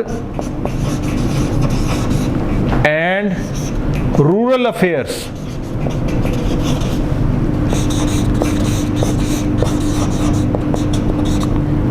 इन यूके जी। और इस डिपार्टमेंट के अंदर डॉक्टर साहब 27 मिनिस्ट्रीज आती हैं। कितनी? 27 मिनिस्ट्रियां इसके अंडर है। Department of environment, food and rural affairs, ये यूके का इदारा है जी डॉक्टर साहब। और हम ये कहते हैं कि अगर कोई डिसइंफेक्टेंट ये इदारा अप्रूव करे, डेफ्रा अप्रूव्ड हो, तो आपको आंखें बंद करके उस डिसइंफेक्टेंट को इस्तेमाल कर लेना चाहिए। अगर एक डिसइंफेक्टेंट डेफ्रा अप्रूव्ड है तो हमें आंखें बंद करके वो डिसइंफेक्टेंट को इस्तेमाल कर लेना चाहिए। लेकिन ये जी प्लीज, जस्ट डिसइंफेक्टेंट अप्रूव हो या वो एक स्पेसिफिक डोज भी रिकमेंड करते हैं? Yes, they recommend a specific dose. उस पे आते हैं। ये जो आपके सामने स्क्रीनशॉट लगा है ये डेफ्रा की वेबसाइट का है। आप देखिएगा, ये देखें disinfectants.defra. किधर गया यार? disinfectant.defra.gov.uk, ठीक है। और अप्रूव्ड लिस्ट, ये उन डिसइंफेक्टेंट्स की अप्रूव्ड लिस्ट का एक हिस्सा है जो डेफ्रा ने अप्रूव किए हैं। और इसमें आप देखिएगा कि ये न्यूजन वायरक्साइड सुपर है, ये उसकी कंपनी है, और ये किन डिजीजेस के अंदर अप्रूव्ड है। सबसे पहले FMD, फिर है जनाब स्वाइन वेसिकुलर डिजीज, ये चूंकि हमारे यहां होती नहीं है। फिर है disease of poultry and the avian influenza and ये सारा। Tuberculosis no, general order yes. मैं आता हूं उस पर। अब देखें कि ये हमारे जो मतलब की चीजें पहले उसको लेते हैं। FMD, पोल्ट्री की डिजीजेस, ठीक है, और जनरल ऑर्डर्स। जनरल ऑर्डर से मुराद ये है कि अगर दुनिया भर में पोल्ट्री के अंदर जो सबसे लीथल वायरस है वो एवियन इन्फ्लुएंजा का है, और लार्ज एनिमल्स के अंदर फुट एंड माउथ डिजीज का, अगर कोई डिसइंफेक्टेंट इनके ऊपर काम करने की सलाहियत रखता है तो वो डिफरेंट बैक्टीरिया वायरसेस के ऊपर, वो उसके लिए कोई मसला नहीं है। उनको कहा जाता है जनरल ऑर्डर्स। लाइक कोई ग्राम नेगेटिव बैक्टीरिया है, कोई ग्राम पॉजिटिव बैक्टीरिया है, ठीक है, या कोई फंगस है, फंगस के ऊपर भी इसका इफेक्ट है। आपने नोट किया था कि मैंने जब लंपी स्किन डिजीज की बात की थी तो मैंने उसमें बताया था कि वो किस फैमिली से ताल्लुक रखता है जी? पॉक्स वायरिडी। पॉक्स वायरिडी। फुरकान साहब ये याद रखना है, मैंने आपसे पूछना जब मैं उधर पहुंचूंगा, भूलना मैं जाऊं, ठीक है। पॉक्स वायरिडी फैमिली से, ठीक है। तो ये उसकी वेबसाइट का। अच्छा, आप किसी भी फार्म मैनेजर के पास जाके उसको बताएं सर ये डेफ्रा अप्रूव्ड है, बिलीव यू मी, वो कहेगा अच्छा आप बैठे हैं, मैं आपकी बात सुनता हूं, लिटरली, ठीक है। डेफ्रा अप्रूव्ड होना छोटी बात नहीं है, ठीक है। मैं आगे जाके बताऊंगा कि इसके लिए क्या पापड़ बेलने पड़ते हैं, और यहाँ पे जो है ना अंदर अंदर मालूम भी नहीं चलता। ये बड़ा बहुत बड़ा दारा, ये बड़ा यानी पाकिस्तानी सिनेरियो में कह रहा हूं कि यार पैसे, हमारे तो कहते हैं ना कि यार पैसे ले लो कम कर दो, ठीक है। वो मेरिट पे है, स्ट्रिक्टली मेरिट पे है। और समटाइम्स अगर उनकी कंडीशंस पूरी ना हो तो वो इधर से भाईजान ये हटा भी देते हैं। चलो फॉर विरकोन एस को पूरे 6 माह के लिए उन्होंने इधर से हटाई, सस्पेंड कर दी थी। डेफ्रा की approval was suspended for Virkon for more than 6 months, just because एक लेटर नहीं थे वो कोई दे सके कोई किसी चीज का। सस्पेंशन, इधर सस्पेंशन आती थी। उन दिनों में हमने कोशिश की थी कि हम कुछ चीजें जो है ना वो इस्तेमाल करवा सके। अच्छा, ये डेफ्रा क्लियर है जी, डेफ्रा। अब आगे चलते हैं, ठीक है। हमारे पास ये जो प्रोडक्ट है, ये बड़ी खूबसूरत रंग की प्रोडक्ट है, ठीक है। और ये इसका जो बकेट भी आप देख रहे होंगे वो आपके पास मौजूद हो। बैठे बैठे बैठे बैठे बैठे बैठे बैठे बैठे डॉक्टर साहब बैठे। No no no no, thank you very much. ये इसका जो सोल्यूशन है फुरकान साहब, वो उसका ये कलर है, ठीक है, ये इसको कहते हैं एप्पल ग्रीन कलर, ठीक है, एप्पल ग्रीन कलर है, ठीक है। और ये क्लोरीनेटेड है। क्लोरीनेटेड क्या होते हैं, ये मैं आपको टिपिकली वो बातें बता रहा हूँ जो आपको पूछेंगे लोग कि ये क्लोरीनेटेड है नॉन क्लोरीनेटेड है, उसकी क्या सिग्निफिकेंस है हम देखते हैं आगे, ठीक है। ये उसकी पैकिंग है हमारे पास यहाँ पे, इवन केजी पैकिंग में भी अवेलेबल है। 5 kg 10 kg, हम 25 kg नहीं ला सके, 25 kg तक में ये अवेलेबल है ये प्रोडक्ट, ठीक है। 1 kg में भी है? हाँ 1 kg में भी। अच्छा, पहले थोड़ा सा प्रोडक्ट दिखा दें आपको, उसके बाद फिर आगे चलते हैं ना। ये इसकी कुछ ओपन हमारे पास है। यार हमारे पास कुछ ऐसी चीज़ नहीं है कि जिसमें हम इसको डाल के चेक कर सकें। पेज पे सर बीकर हम लेके नहीं, बीकर के अंदर नहीं, मैं चाहता हूँ कोई प्याली टाइप होती है ना, तो आके सारे कोई किसी पेज के ऊपर पेज बड़ा। अच्छा, ये इसको इसका टेक्सचर चेक करो। हाँ टेक्सचर चेक कर, या आप ऐसे करें सारे दोस्त, इसको थोड़ा थोड़ा चेक करते जाएं, खुशबू सूंघे, ठीक है। हाँ हाँ यस। तो हम आते हैं कि इसके ऊपर आप ना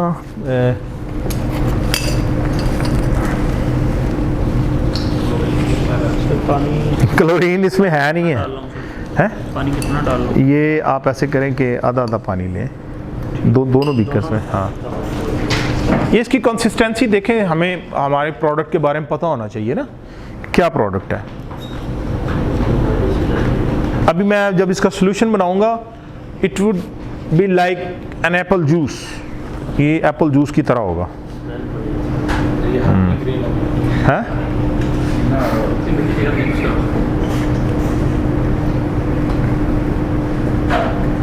ये तो सर फार्मर को अगर तो उसे वैसे भी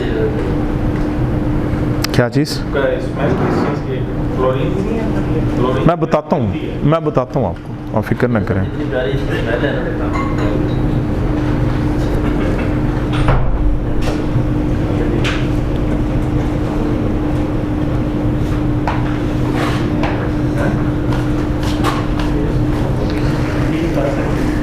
अस्सलाम वालेकुम जी। वालेकुम सलाम जी आशिम भाई, खैरियत ठीक ठाक। चलो मैं बाकी चलें लगवाएं आप, मैं बाकी भेज रहा हूँ, ठीक है, ओके।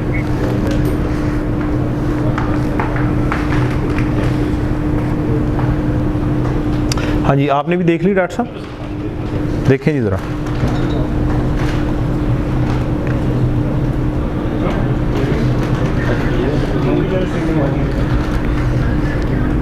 अस्सलाम वालेकुम, कित्थे नोमी? हाँ जी, कित्थे? घर जाना, उतों 1 लाख रुपया लैके ना अकाउंट्स देना है, उन्होंने कहना जी ये अल-शाफी गुजरात की पेमेंट है, ठीक है, 1 लाख रुपया, ठीक है। लेकिन वो लिफाफे च होर भी पैसे ने, 1 लाख रुपया लेना सर बच्चों, ठीक। सर कितना डाला? अच्छा जी, बैठे, मैं बताता हूँ कि अच्छा जी, अब हम थोड़ा सा आपको ना इसका वो भी दिखाते हैं। हाँ मैजिक कह लें, या थोड़ा सा मैं चाहता हूँ ये सबके सामने हो ना, अगर ताकि हम इधर रख लेते हैं, इधर सबको नज़र आएगा ना। लाएं जी डॉक्टर साहब, थोड़ा सा इसको हम डाल के, तो जो है वो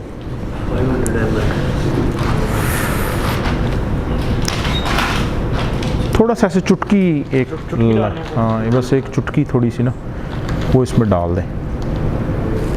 चले जी, बस छोड़ दें इसको। फॉरेन कलर नहीं, अभी कलर अभी ठहर दें, और आएगा। अभी ये कलर है, नोट फरमाना है आपने कि कलर कैसे चेंज होगा। है टिश्यू का डिब्बा, ये साइड पे कर दें। यस, टैप वाटर है, ठीक है। अभी आगे भी मैं आपको इसकी कुछ चीज़ें दिखाऊं। अच्छा, इसको हम let it set for 1 or 2 minutes, but it will change its colour again. ये इसका फाइनल कलर नहीं है,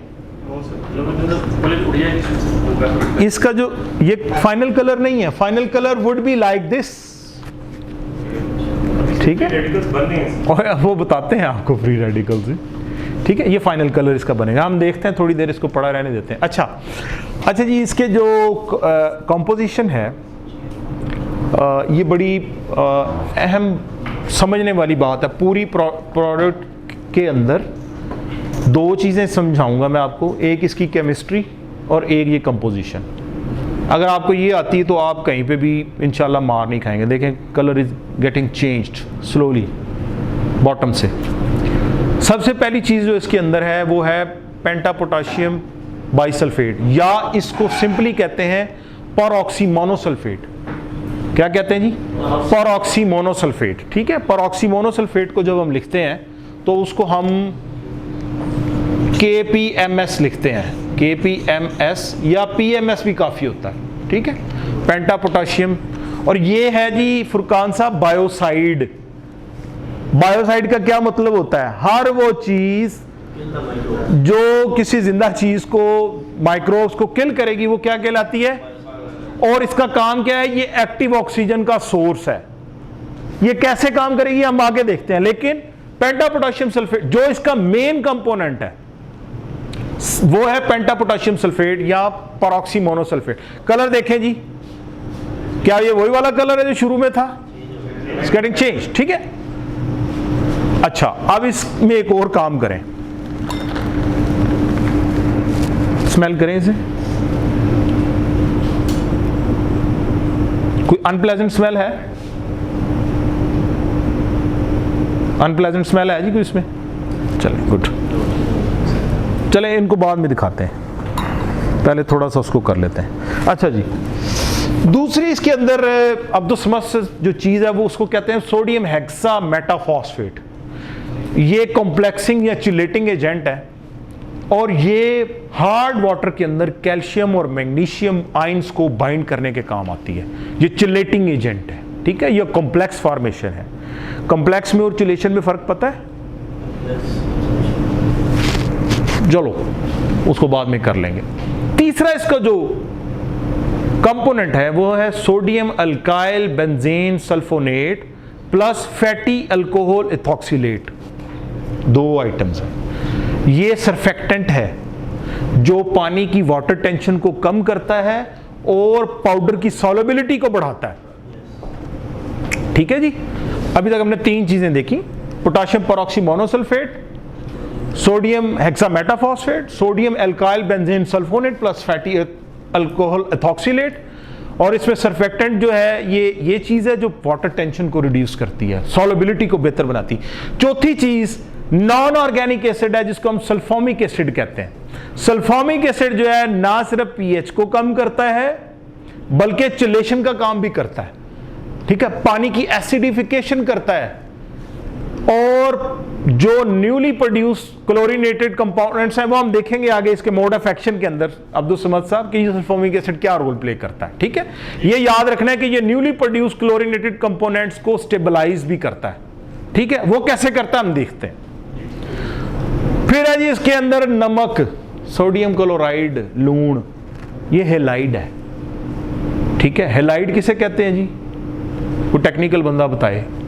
फुरकान साहब आप माशाल्लाह केमिस्ट्री पढ़ रहे होंगे आजकल, ऑर्गेनिक भी और इनऑर्गेनिक भी। हैलोजेंस का पता है? हैलोजेंस का, हैलोजेंस किसे कहते हैं? पीरियोडिक टेबल के अंदर वो एलिमेंट्स जिनमें शामिल है फ्लोरीन, क्लोरीन, ब्रोमीन, आयोडीन। ये जो तो पहली हैं ये गैसेस हैं। ठीक है, ये लिक्विड है और ये सॉलिड है। ठीक है, ये इनको कहते हैं हैलोजेंस। ठीक है, और हेलाइड कहते हैं इससे बना कोई भी कंपाउंड है ना, हैलोजन से बने हुए मुरक्कब को कहते हैं हेलाइड। हाँ, सिंपल हो गया। हैलोजन से बने हुए मुरक्कब को कहते हैं हेलाइड। ठीक है, इसका काम क्या है जी? ये ऑक्सीजन के जो है उसके साथ रिएक्ट करता है ताकि कुछ क्लोरीनेटेड कंपाउंड्स बना सके। ठीक है, और आखिरी चीज़ के अंदर है मैलिक एसिड जो कि ऑर्गेनिक एसिड है। इसका काम भी पीएच की रिडक्शन है और पानी की एसिडिफिकेशन में हेल्प करता है। और जो चीज़ें मतलब नमकियात जम जाते हैं उनको दूर करने में हेल्प करता है। अच्छा, यहाँ पे एक कॉन्सेप्ट आपको और बताता जाऊँ। वो कॉन्सेप्ट ये है कि पीएच मीटर तो नहीं आया होगा? अच्छा, कहाँ है? अच्छा, देखें हमारे यहाँ पानी की नॉर्मल पीएच जो है, हम अभी आपके सामने चेक करते हैं टैप वाटर की, देखते हैं, लेट्स सी। ये हमारे पास पीएच मीटर है and we are going to check the pH of this water. अच्छा ये डिजिटल है, ठीक है जी। हम थोड़ी देर इसको रख रहे हैं, जहाँ पे जो ये हिंद से ऊपर नीचे हो रहे हैं, जब ये स्टेबल हो जाए तो मुझे बताइएगा।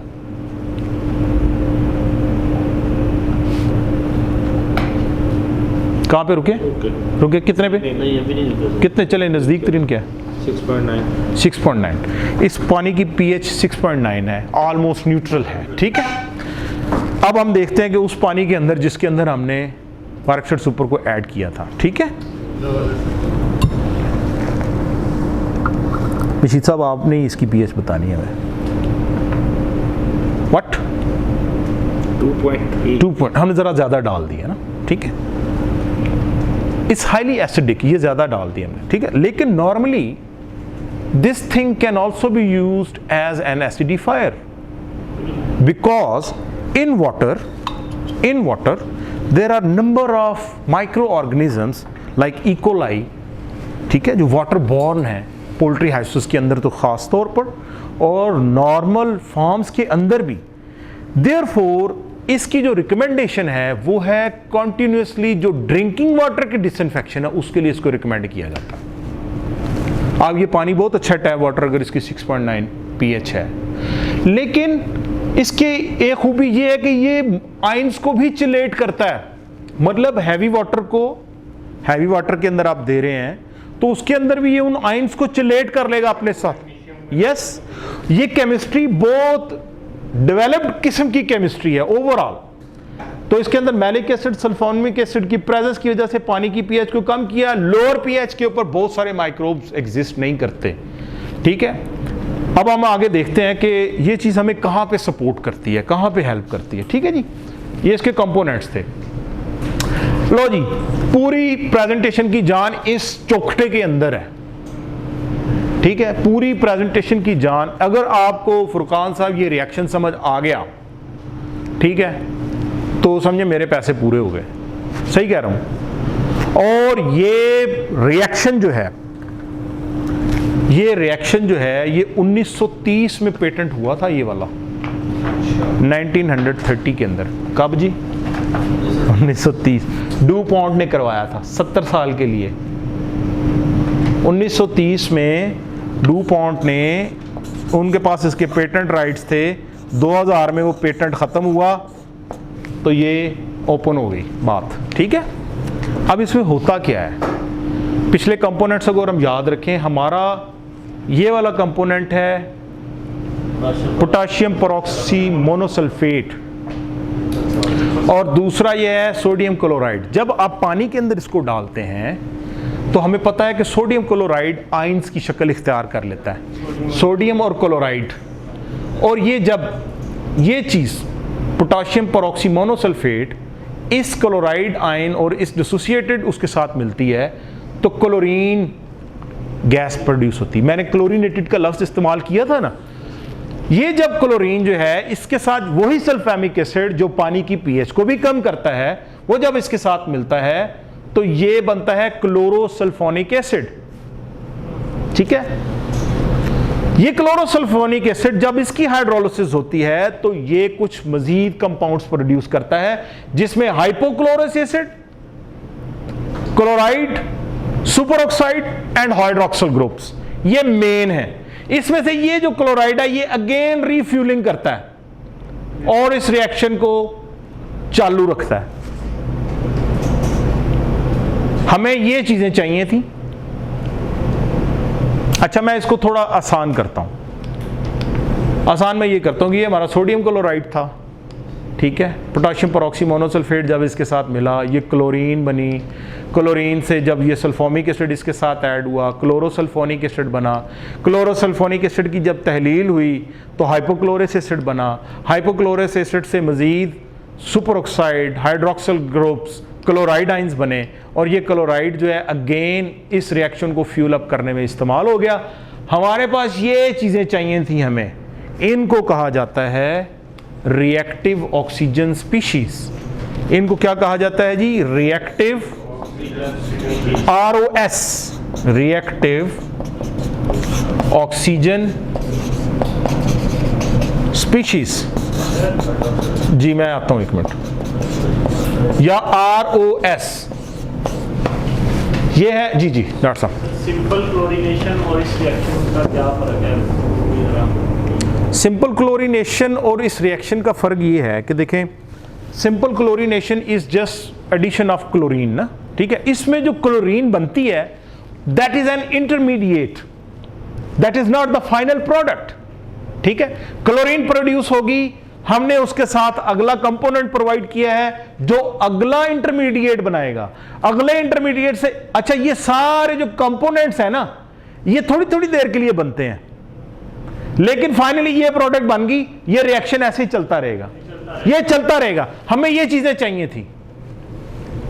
सुपर ऑक्साइड हाइड्रोक्सिल ग्रुप्स जो है ना, इसकी डिफरेंट टाइप्स हैं, ठीक है। उससे आगे आते हैं। सर अगर वाटर के अंदर हम जस्ट क्लोरीन ऐड करते हैं या आप सिंपल साल्ट ऐड करते हैं, तो उससे जो रिएक्शन बनेगा या क्लोराइड आयंस उससे भी जनरेट होंगे? यस, होने चाहिए।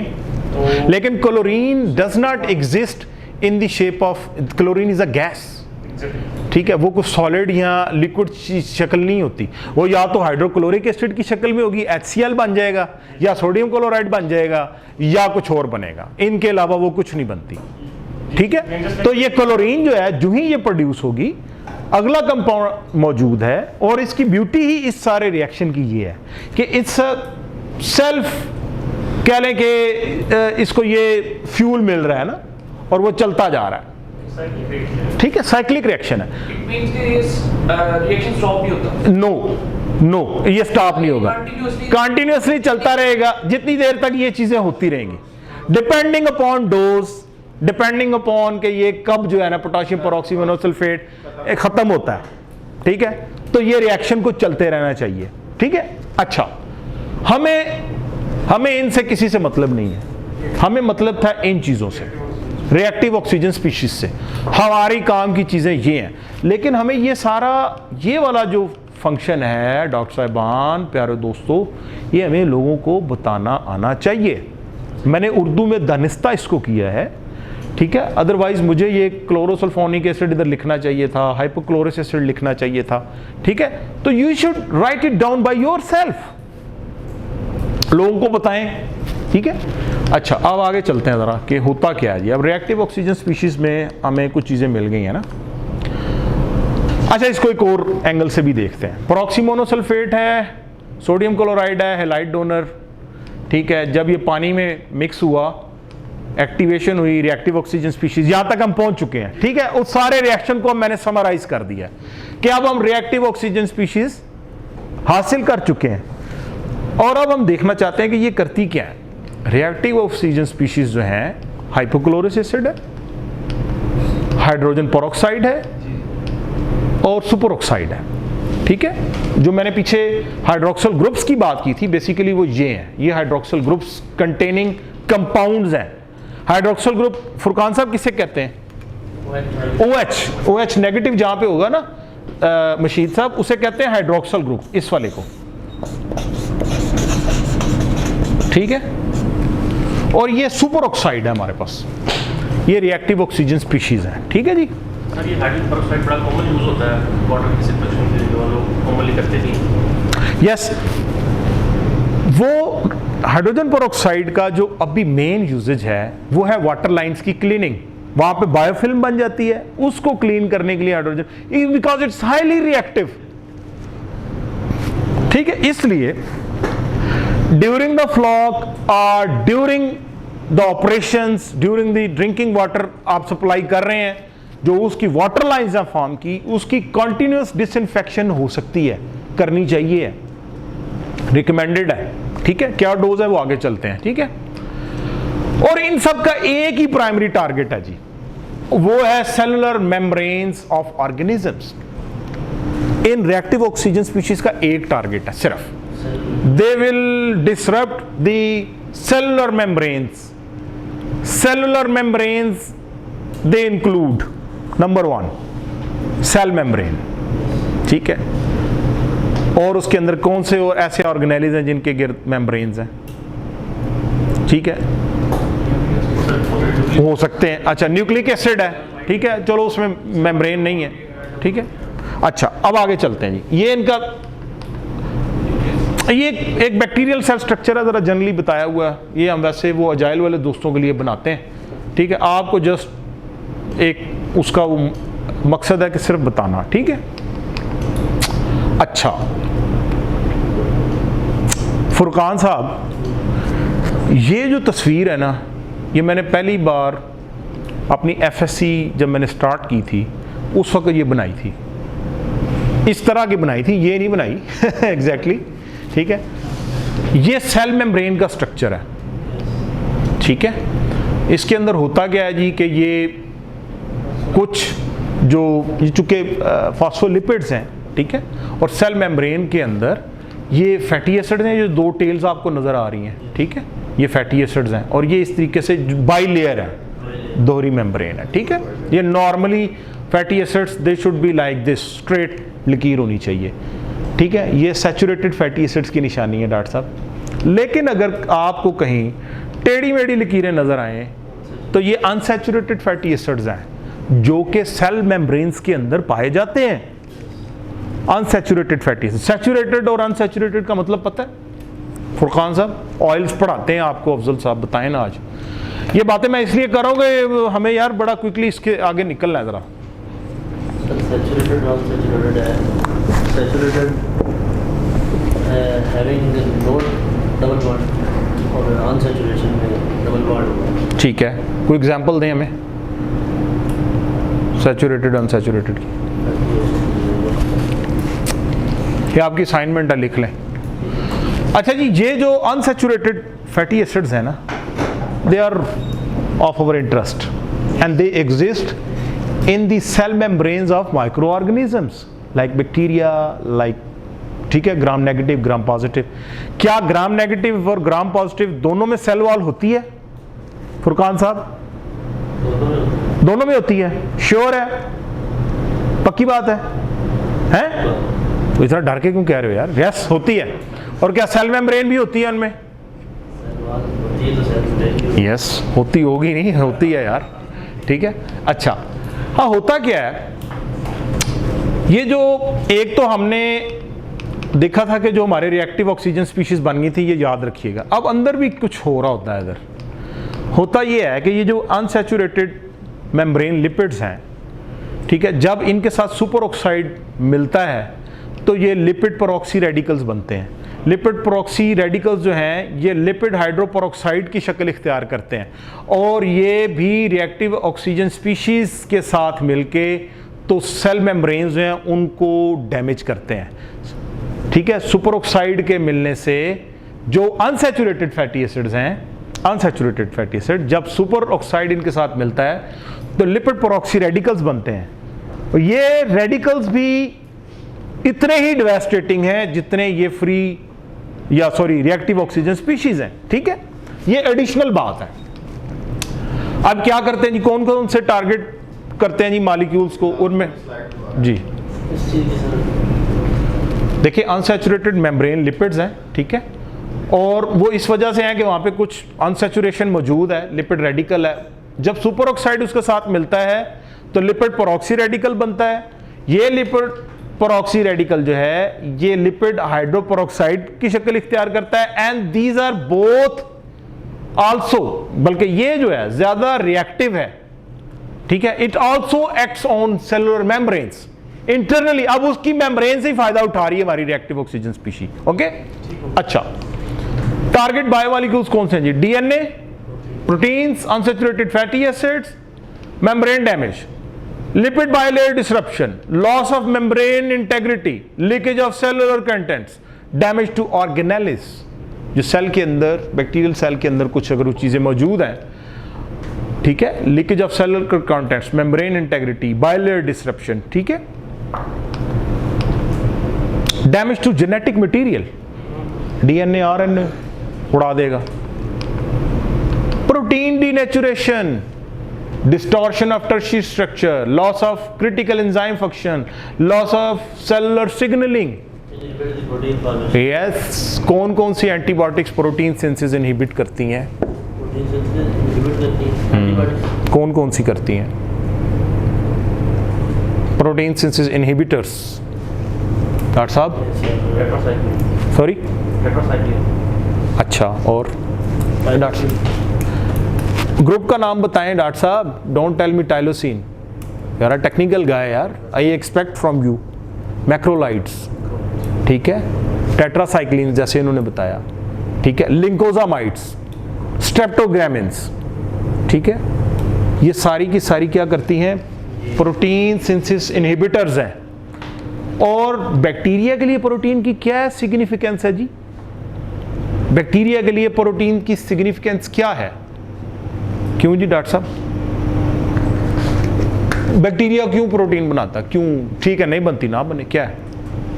सर उसकी पॉपुलेशन बढ़ाने के लिए देखो भाई, नए सेल बनते हैं, नए सेल इन रिप्रोडक्शन, उसके लिए प्रोटीन चाहिए होती है। देखिए मेरी बात सुने कि जो प्रोटीन्स है ना, ये एक तो बात इधर ही लिखी हुई है, वो है ये enzyme. Enzymes are protein in nature. और बैक्टीरिया का जितना नेटवर्क, जितना सारा सिस्टम है, वो भाई एंजाइमेटिक रिएक्शन से चलता है। उसके अंदर बैक्टीरिया जो हैं, ग्राम पॉजिटिव या gram negative, they are prokaryotes और यूकैरियोट्स। ग्राम पॉजिटिव, ये प्रोकैरियोट्स हैं या यूकैरियोट्स हैं? क्या है? सवाल पूछा आपसे डॉक्टर साहब। और प्रोकैरियोटिक सेल्स हैं या यूकैरियोटिक सेल्स हैं? बेसिक बायोलॉजी भाईजान, ये तो 9वीं क्लास में है। Prokaryotic, eukaryotic, prokaryotes. प्रोकैरियोट्स मशीद साहब उन खुलियों को कहा जाता है जिनके अंदर कोई भी, उनके अंदर कोई भी ऐसी चीज मेम्ब्रेन के अंदर एग्जिस्ट नहीं करती। यानी उनका जो जेनेटिक मटेरियल है वो किसी उसमें नहीं होगा, वो ऐसे डिस्पर्स होगा। आम जो यूकैरियोटिक सेल्स हैं उनमें डीएनए इधर एक, उसके गिर्द एक एनवेलप होगा जिसे हम न्यूक्लियस कहते हैं, ठीक है, गोल्जी बॉडीज होंगी, बहुत सारी चीजें होंगी, ठीक है। लेकिन प्रोकैरियोट्स के अंदर ये डीएनए ऐसी बाहर ही एग्जिस्ट करता है, ठीक है। इसलिए ये सारे का सारा फंक्शन एंजाइमेटिक रिएक्शन से चलता है, नंबर 1। नंबर 2, बैक्टीरिया जो टॉक्सिन फॉर्मेशन करते हैं, bacterial toxins, they are also proteins. Bacterial toxins are also protein in nature and they are as much lethal as the bacteria itself. Yes, और वो 22 बनते हैं जब ये ब्लड के अंदर टॉक्सिन्स जाते हैं ना जी, ब्लड के अंदर, इसको लाइएगा यार, तो डेवलप होता है टॉक्सीमिया। यस, एंडोटॉक्सिन्स, ठीक है, वो तो एक टाइप है ना एप्सिलॉन। तो there are so many. E. coli produces more than 57 types of toxins and they are all protein. अब मुझे बताएं कि अगर बैक्टीरिया सब सर्वाइव भी कर जाएं या ना भी करें तो क्या वो टॉक्सिन्स रिलीज कर सकते? नो, ठीक है, और उनकी ग्रोथ इनहिबिट हो जाएगी, ठीक है, और ये तो खैर अल्टीमेटली उसको मार ही देंगे। Cell death in target organisms, viruses, bacteria, fungi, biofilms.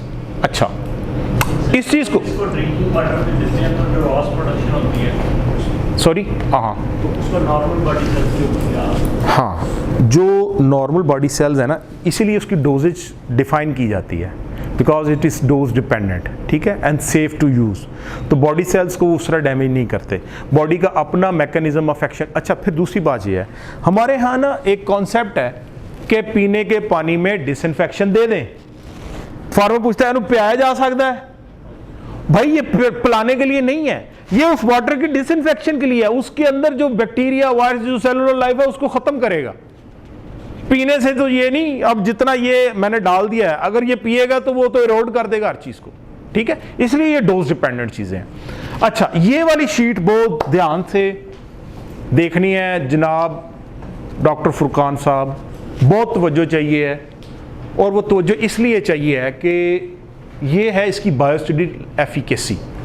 Biostatic efficacy के अंदर पहला जो टेस्ट है ये है, इसका नंबर है EN 1656/2009। इसका मतलब है कुछ, ठीक है, इसका मतलब ये है EN जो है it stands for European nation.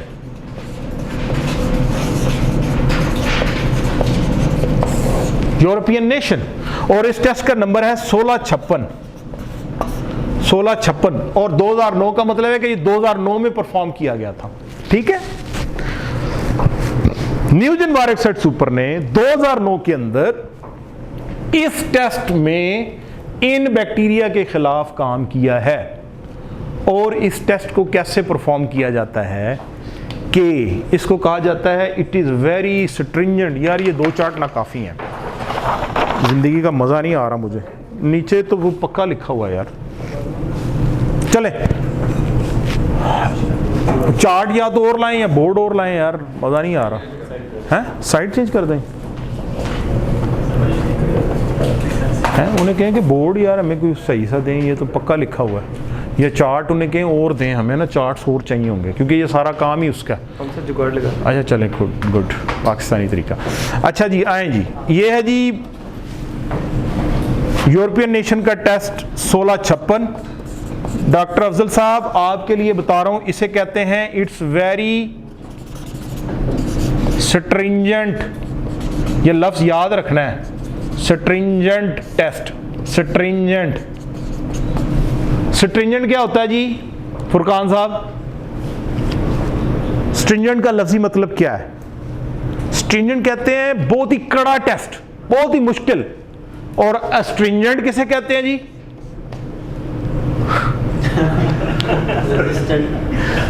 Astringent किसे कहते हैं?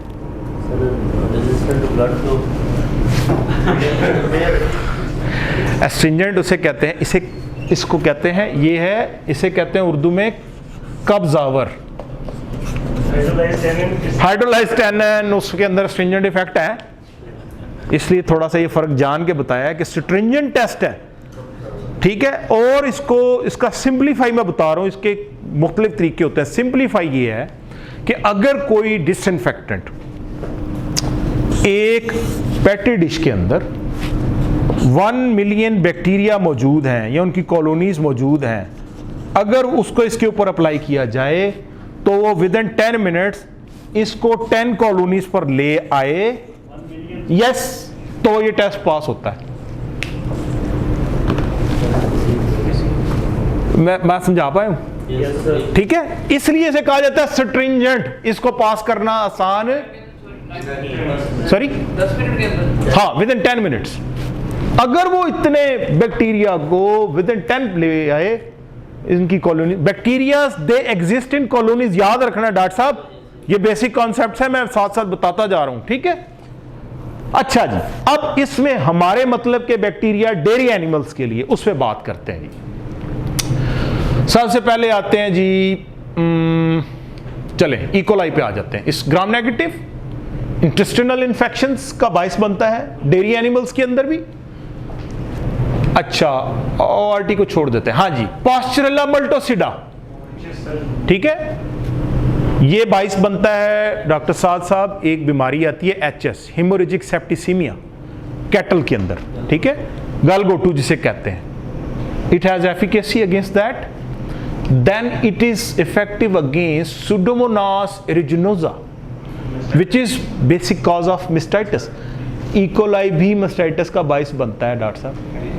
इकोलाई पाकिस्तान के अंदर is the primary micro organism, basic reason of mastitis. Pakistan के अंदर 70% जो मास्टाइटिस के केसेस हैं they are just due to the E coli. Staph वो भी उस पर भी आते हैं, वो भी हैं, दे आर 30% मास्टाइटिस। अच्छा, ये साल्मोनेला एंटेरिडीस है, साल्मोनेला ये खैर पैराटाइफाइड। आगे आते हैं जी, हाँ, स्टेफिलोकोकस ऑरियस मास्टाइटिस का बाइस है। ग्राम पॉजिटिव बैक्टीरिया, ये देखें, उसके अगेंस्ट काम करती है। इक्वाइंस की बीमारी है स्ट्रेंगल्स, बहुत बुरी बीमारी है, ये जूनोटिक बीमारी है। इवन अगर आप किसी घोड़ों के फार्म पे चले जाते हैं, म्यूल फार्म पे चले जाते हैं, उन्हें बता सकते हैं आप ना, ये स्ट्रेंगल सिर्फ घोड़ों में आती है या गधों में आती है, ये रूमिनेंट्स की बीमारी नहीं है। ठीक है। अच्छा, आगे आए जी, ये अच्छा, ये दूसरा टेस्ट है EN 1276। ये 1656 था, ये 1276, इसका क्राइटेरिया डिफरेंट। इधर भी सुडोमोनास ने अपना काम दिखाया है। तीसरी एक्टिविटी है फंजीसिडल एक्टिविटी, जिसमें कैंडिडा एल्बिकैंस है, ठीक है, उसके ऊपर इसकी एक्टिविटी है। अच्छा, और अब स्पोर्स को देखिएगा, ऐसे बैक्टीरिया जो स्पोर बनाते हैं डॉक्टर साहब, वो है क्लॉस्ट्रीडियम परफ्रिंजेंस। भेड़ बकरियों के अंदर बहुत बड़ी बीमारी आती है एंटेरोटॉक्सीमिया, ठीक है, उससे कहते हैं तड़ियों का जहर। एंटेरोटॉक्सीमिया का बाइस है क्लॉस्ट्रीडियम परफ्रिंजेंस लार्ज एनिमल्स के अंदर, बट ये स्पोर फार्मिंग बैक्टीरिया है। स्पोर्स का मतलब पता है कि दे मेक अ शेल बना लेते हैं अपने इर्द गिर्द, ठीक है। तो ग्राम पॉजिटिव बैक्टीरिया के अंदर एंटेरोटॉक्सीमिया का बाइस बनने के वाला जो बैक्टीरिया है उसके अगेंस्ट ये एक्टिविटी रखता है। चिकन के अंदर यही बैक्टीरिया जो है नेक्रोटिक एंट्राइटिस का बाइस बनता है। अच्छा, इसमें आपको फाउल कॉलरा और ये मतलब और चीज़ें भी नज़र आ जाएंगी। आईबी इंटेस्टाइनल इन्फेक्शंस हैं, इन्फेक्शियस ब्रोंकाइटिस है, ठीक है, निमोनिया है, सेप्टिक, आपको काफ़ी लंबी list, but we have to go through from it. जब तक हम ये इसको देखेंगे नहीं, हम बता नहीं सकते किसी को। अच्छा, ये है बैक्टीरिया की बैक्टीरियसिडल, ठीक है, या स्पोर्स। अब आते हैं वायरस के ऊपर। आपने उस वायरस का नाम याद किया था, पॉक्स वायरिडी। तो ये है, ये देखें, ये पॉक्स वायरिडी फैमिली के अगेंस्ट एक्टिव है। इसका मतलब क्या हुआ कि हम लंपी स्किन डिजीज के ऊपर इसको कर सकते हैं। अच्छा, एक और बात, वो है ये पिकोरना वायरिडी फैमिली, जो कि लार्ज एनिमल्स के अंदर इस बीमारी का बाइस बनती है। Enteric cytopathic bovine orphan bovine virus, ठीक है, ये पिकोरना वायरिडी है। अच्छा, एक और चीज आपको यहां पे मैं बताता जाऊं, जो लोग कोरोना कूखते हैं, ये देखिए कोरोना वायरिडी फैमिली, ठीक है, ये उसके ऊपर उसकी एक्टिविटी। आईबीडी बिरना वायरिडी फैमिली, गम्बोरो जहां पे आती है, ठीक है। एडिनो वायरस, आजकल चूजों में कितना मसला है जी एडिनो वायरस का, जो डे ओल्ड चिक है, ठीक है, उसके अगेंस्ट है। अच्छा, फिर आए जनाब आप ये देखें, पिकोरना वायरिडी जो है ये एफएमडी का बाइस बनने वाले वायरस की फैमिली है, ठीक है। और स्वाइन, चूंकि हमारा ताल्लुक नहीं है, स्वाइन वायरल डिजीज उसके अंदर भी इस्तेमाल होती है, ठीक है। फिर रियो वायरिडी, छोटे काफ्स के अंदर जो इसकी वजह से डायरिया लगता है और उससे डेथ होती है वायरल प्रॉब्लम्स की वजह से, उसके अगेंस्ट इसकी एक्टिविटी है। और ये टेस्ट क्या है जी, 14675 इस टेस्ट का नाम है। आपका काम ये बनता है कि आप जब वापस जाएं तो इन टेस्ट को गूगल करें, अपनी अंडरस्टैंडिंग के लिए इन टेस्ट को पढ़ें, हाउ डू दे परफॉर्म्ड, ठीक है। ये यूरोपियन नेशन के टेस्ट हैं। आखिर पे उन्होंने दिया डेफ्रा। डेफ्रा ने इसको 4 जिन चीजों के लिए अप्रूव किया है, एफएमडी है, डिजीज ऑफ पोल्ट्री है, disease of animals and various, ठीक है। ये उनके लिए उसने पोर्साइन का, हम स्वाइन का नाम नहीं लेते, ठीक है। ये है जी वायरोक्साइड सुपर की बायोसिडल एक्टिविटी, ओके। अच्छा, इसको मैं ज़रा जल्दी कर देता हूँ, इसको छोड़ते हैं। अच्छा, जितने आपने डिजीज़ बताई हैं, अगर हम किसी भी डेयरी फार्म पे जाके उन्हें ये चीज़ प्रमोट करते हैं और इस रेफरेंस के साथ करते हैं, तो मैं नहीं समझता कि उनके पास वो इसको जो वायरोक्साइड सुपर को अपनी फर्स्ट चॉइस के तहत, yes, it should be the first choice of that dairy farm manager. ये लिटरेचर के ऊपर हम इसको अलग करके निकाल के लिखते हैं सारे डेयरी, बिल्कुल ठीक है। ये सारे इवन सर आपके पास लिटरेचर हमारा एक एक्सपीरियंस भी है, डेयरी लैंड डेयरी फार्म है सर, कॉर्पोरेट डेयरी फार्म, वहाँ पे जाके इसकी हमने प्रमोशन की और डॉक्टर साहब ने यानी कि डेफ्रा अप्रूव जब सुना और उसके बाद उन्होंने वो सारी, उनका रिएक्शन देख लिया होगा आपने। तो उन्होंने फिर सर फौरन 50 kg का ऑर्डर दिया। मेरा क्वेश्चन है सर, इसे हम मतलब कि वाटर की क्लीनिंग के लिए यूज़ करते हैं, वाटर की क्लीनिंग के लिए यूज़ किया, उसके बाद जानवरों को खिलाया लार्ज एनिमल को, तो उससे उनका माइक्रोफ्लोरा डिस्टर्ब नो, इसलिए नहीं होगा। देखें मैंने शुरू में बात की ये डोज डिपेंडेंट है। अगर आप बहुत ज़्यादा इसको कराएंगे तो फिर ये म्यूकोजा को भी डिस्टर्ब करेगा किसी भी चीज़, इसलिए इसकी डोजेज बताई गई है कि वाटर की डिसइंफेक्शन सैनिटेशन के लिए ये डोज है, इस पे आपने इस्तेमाल करना है, ठीक है। माइक्रोफ्लोरा को ये नहीं डिस्टर्ब करेगा, ठीक है, पैथोजेंस को मारेगा। अच्छा, सर जो नॉर्मल माइक्रोफ्लोरा है और जो पॉजिटिव बैक्टीरिया सारे उनमें डिफरेंस आ जाता है ना, जब हम दूसरी चीज़ों की भी बात करते हैं तो इसीलिए वो उनको दे रहे, तो जेजी की रिप्लेसमेंट बहुत सारी आती हैं, ठीक है। देखिए प्रोडक्ट की पोजीशनिंग हमें करनी है एज ए डिसइंफेक्टेंट। डिसइंफेक्टेंट्स जो होते हैं एक और भी इसके लिए लफ्ज़ आता है, उसको हम कहते हैं डिसइंफेक्टेंट, देखिए जी ज़हन से उतर गया, एंटीसेप्टिक। एंटीसेप्टिक और डिसइंफेक्टेंट में क्या फ़र्क है जी? एंटीसेप्टिक और डिसइंफेक्टेंट में क्या फ़र्क है? डिसइंफेक्टेंट जो सरफेस से वर्क करता है और एंटीसेप्टिक जो बॉडी से, जो बॉडी के ऊपर भी जिसको इस्तेमाल किया जा सकता है, दैट इज़ कॉल्ड एंटीसेप्टिक, ठीक है। डिसइंफेक्टेंट जो होता है वो डिफरेंट सर्फेसिस के ऊपर उसने काम करना है, ठीक है। ड्रिंकिंग वाटर के अंदर जो सिर्फ कह लें कि इकोलाई का रोला नहीं है ना, बल्कि उसके अंदर TDS लेवल भी हाई है, हार्ड वाटर है, ठीक है, उसकी pH ज़्यादा है, ठीक है। तो नॉर्मली ऐसे पानी को जैसे हम स्लोली एसिडिफिकेशन करते हैं पानी की, just to improve the pH, and good pH is required even to work for some antibiotics. कौन सी ऐसी एंटीबायोटिक्स हैं जो वीक ऑर्गेनिक एसिड्स हैं? ऐसी कौन सी वीक एंटीबायोटिक्स हैं? They are weak organic acids. They need a certain pH to work. Penicillins, amoxicillin, ठीक है, they are weak organic acids. Aminoglycosides, they need a bit lower pH to work more efficiently, ठीक है। लेकिन ये dose dependent है। दूसरा, ये water sanitation के लिए इस्तेमाल होता है, ठीक है, और इसका कंटिन्यूस यूजेज जो है वो पानी को बैक्टीरिया से और दूसरी चीज़ों से महफूज रखता है। तीसरी जो बात थी कि जब हम इसको यूज़ करते हैं, हमने देखा था कि स्केल बिल्डअप, वाटर लाइनों के अंदर ना स्केल बिल्डअप होता है, वो मैं आपको दिखाऊं, ये उसको नहीं बनने देता, क्योंकि रिएक्टिव ऑक्सीजन स्पीशीज बन रही होती है, वो साथ उसको निकालता रहता है, ठीक है। इसलिए ये अच्छा, आप तो इसको कह रहे हैं ड्रिंकिंग वाटर, क्या इस कंपाउंड को एनिमल्स के ऊपर स्प्रे किया जा सकता है? Yes, it can B.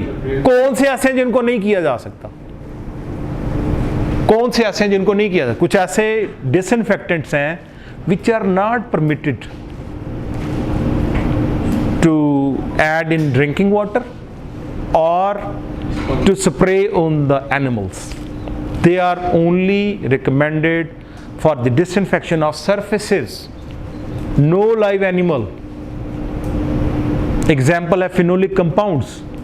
Phenols, they have never been recommended. कभी भी phenolic compound based disinfectant जो है वो फुट बाथ में, ठीक है, या व्हील बाथ में तो नज़र आएगा, फुट डिप में, व्हील डिप में, लेकिन फॉर्मल्डिहाइड भी नहीं, उससे ज़्यादा बेहतर जो फॉर्मल्डिहाइड इज़ अ गैस, ठीक है, जो ग्लूटरल्डिहाइड है उसकी एडवांस फॉर्म है, जो लिक्विड फॉर्म में है, ठीक है, या क्वार्ट्स हैं, ठीक है, but they can also be in limited scale. लेकिन वाइडली अगर किसी को यूज करना है तो peroxy monosulphate peroxygen compounds they can be used. हर केमिकल की डिफरेंट नेचर है। अच्छा, मैंने फिनोल्स की बात की, मैं यहाँ पे बताता जाऊँ। Phenols they have very good efficacy in organic matter contamination. If organic matter contamination is high, you can use on those surfaces phenolic compounds because they have good penetration. But the peroxygen compounds, ये condition है for their users, for their usage, the surface must be pre-cleaned. Otherwise they will soon, very soon they will lose their efficacy. ठीक है। अच्छा, कैसे देखें, आप घर में ऑब्जर्वेशन करते होंगे, मैं ये बात बार बार बताता हूँ मुख्तलिफ जगहों पे। अगर घर में ख़वातीन वो वॉशिंग मशीन जब लगाती हैं तो पहले जब उसकी झाग बनाई जाती है वो कितनी ज़्यादा होती है, पहला पूर डालें कपड़ों का तो वो, वजह कि मैल जो होती है ना ये उसको नलीफाई कर देती है, उस जो सर्फ है उसकी एफिकेसी को, साबुन को, वो झाग उसकी ख़त्म हो जाती है। ठीक है, अगर आपको हाई ऑर्गेनिक कंटेमिनेशन के अंदर डिसइंफेक्शन चाहिए है तो then you have to address it with phenols, phenolic compounds. ठीक है, बट फॉर दिस आपको सरफेस को पहले प्री क्लीन करना इज रिकमेंडेड, और लोग पहले प्री क्लीनिंग करते हैं with a certain pre cleaner. उसके डिफरेंट कंपाउंड्स है और उसके डिफरेंट नेचर है। ठीक है, उसका डिफरेंट यूजेज है। सरफेस को पहले प्री क्लीन करें, जितना ऑर्गेनिक मैटर है उसको उड़ाएं। Pre cleaners are not disinfectants by the way, they just remove dirt, dust, debris. ठीक है, वो उसको रिमूव करते हैं। ठीक है, ताकि डिसइंफेक्टेंट की पेनिट्रेशन जो है वो अच्छी हो सके उस सरफेस के अंदर। ठीक है, ये प्री रेक्विजिट है ना डिसइंफेक्टेंट के यूजेज की इन सर्फेसेस। ठीक है, सर्फेसेस की बात करो, like this is a surface, like this is a surface. ठीक है, the floor is a surface. ठीक है, तो उसके लिए रिक्वायरमेंट है कि आपको उसको पहले प्री क्लीनर से डॉक्टर साहब आपको उसको रिमूव करना है। ठीक है, चलें जरा आगे क्विकली चलते हैं जी, इसके यूजेज देखते हैं। लाइफ स्टॉक के ड्रिंकिंग वाटर में इसको यूज किया जा सकता है, व्हीकल के डिसइंफेक्शन में। ठीक है, एबाटॉयड्स या मीट प्रोसेसिंग यूनिट्स के अंदर, और एरियल मिस्टिंग की जा सकती है और फॉगिंग की जा सकती है। एरियल मिस्टिंग और फॉगिंग में क्या फर्क होता है जी? सही है, फॉगिंग का तो पता है सर, जो कंट्रोल हाउस में वर्टी लेवल पूरा करने के लिए फोगर लगाए होते हैं और फॉगिंग करते हैं उसमें भी समटाइम जो है आई के केसेस में ना। देखिए मैं बताता हूँ, it's not a big deal. देखिए एरियल मिस्टिंग, मिस्ट है, मिस्ट फॉर्मेशन है। ठीक है, मिस्ट जो है स्मॉल ड्रॉपलेट्स की शक्ल में मिस्ट बनती है। ठीक है, वो आपको नज़र आती है मिस्ट समटाइम हैचर्स के अंदर नज़र आती है। ठीक है, नमी को पूरा करने के लिए, और आपको इवन कॉर्पोरेट डेयरी फार्म्स के ऊपर मिस्टर्स लगे होते हैं जो मिस्ट क्रिएट करते हैं, उधर से फैन चलता है और कूलिंग इफेक्ट आता है। फॉगिंग क्या है? इस प्रोडक्शन ऑफ फॉग, धुआं बनाना है ना। ठीक है, ये फॉगिंग है, और वो उसका फायदा क्या है फॉगिंग का? फॉगिंग का फायदा ये है कि disinfectant can reach even to दो spaces where normally you can not reach through misting और वॉशिंग और व्हाटएवर। ठीक है, फॉग है ना, वो धुआं क्रैक्स में भी चला जाएगा। हैं? चलो आप धुनी दे, हाँ ठीक है, सही कह रहे हो। फार्मली उससे करते थे ना, शेड बंद करके ना कंट्रोल शेड में। नहीं, वो देखिए वो फ्यूमिगेशन है। अब मैं आपको थोड़ा और अब आप कंफ्यूज हो रहे हैं, मुझे क्लियर करने दें। Fumigation is something else, fogging is something else, and aerial misting is something else. All these three are different and we have products for all these three. ठीक है, फॉगिंग होती है, वो फॉगिंग होती है। ठीक है, फ्यूमिगेशन जो होती है ना, वो ज़्यादातर जो फ्यूम प्रोडक्शन है वो होती है पैराफॉर्मल्डिहाइड से, या डॉक्टर साहब ने नाम लिया एल्डिहाइड का, तो पिंकी और वो जो फॉर्मलिन मिलाई जाती है तो वो फॉर्मल्डिहाइड गैस बनती है। ठीक है, वो फ्यूमिगेशन है। या पैराफॉर्मल्डिहाइड की प्रिल्स मिलती हैं, उनको हीटअप किया जाता है तो फॉर्मल्डिहाइड गैस रिलीज होती है, वो फ्यूमिगेशन है। ठीक है, फॉगिंग है, उसके लिए आपको फॉगर चाहिए, एक आपको स्पेशलाइज एक इंस्ट्रूमेंट चाहिए जो फॉग प्रोड्यूस करेगा।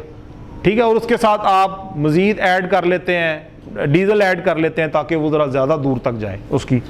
ठीक है, अच्छा जी, टैंक्स एंड पाइपलाइंस के अंदर इसको इस्तेमाल कर सकते हैं, मिल्किंग पार्लर्स के अंदर उसकी डिसइंफेक्शन के लिए, हार्ड सरफेस डिसइंफेक्शन, ये जैसे फर्श वगैरह हैं, फुट डिप हैं, ठीक है, व्हील डिप हैं, इन सब के अंदर ये प्रोडक्ट इस्तेमाल हो सकती है।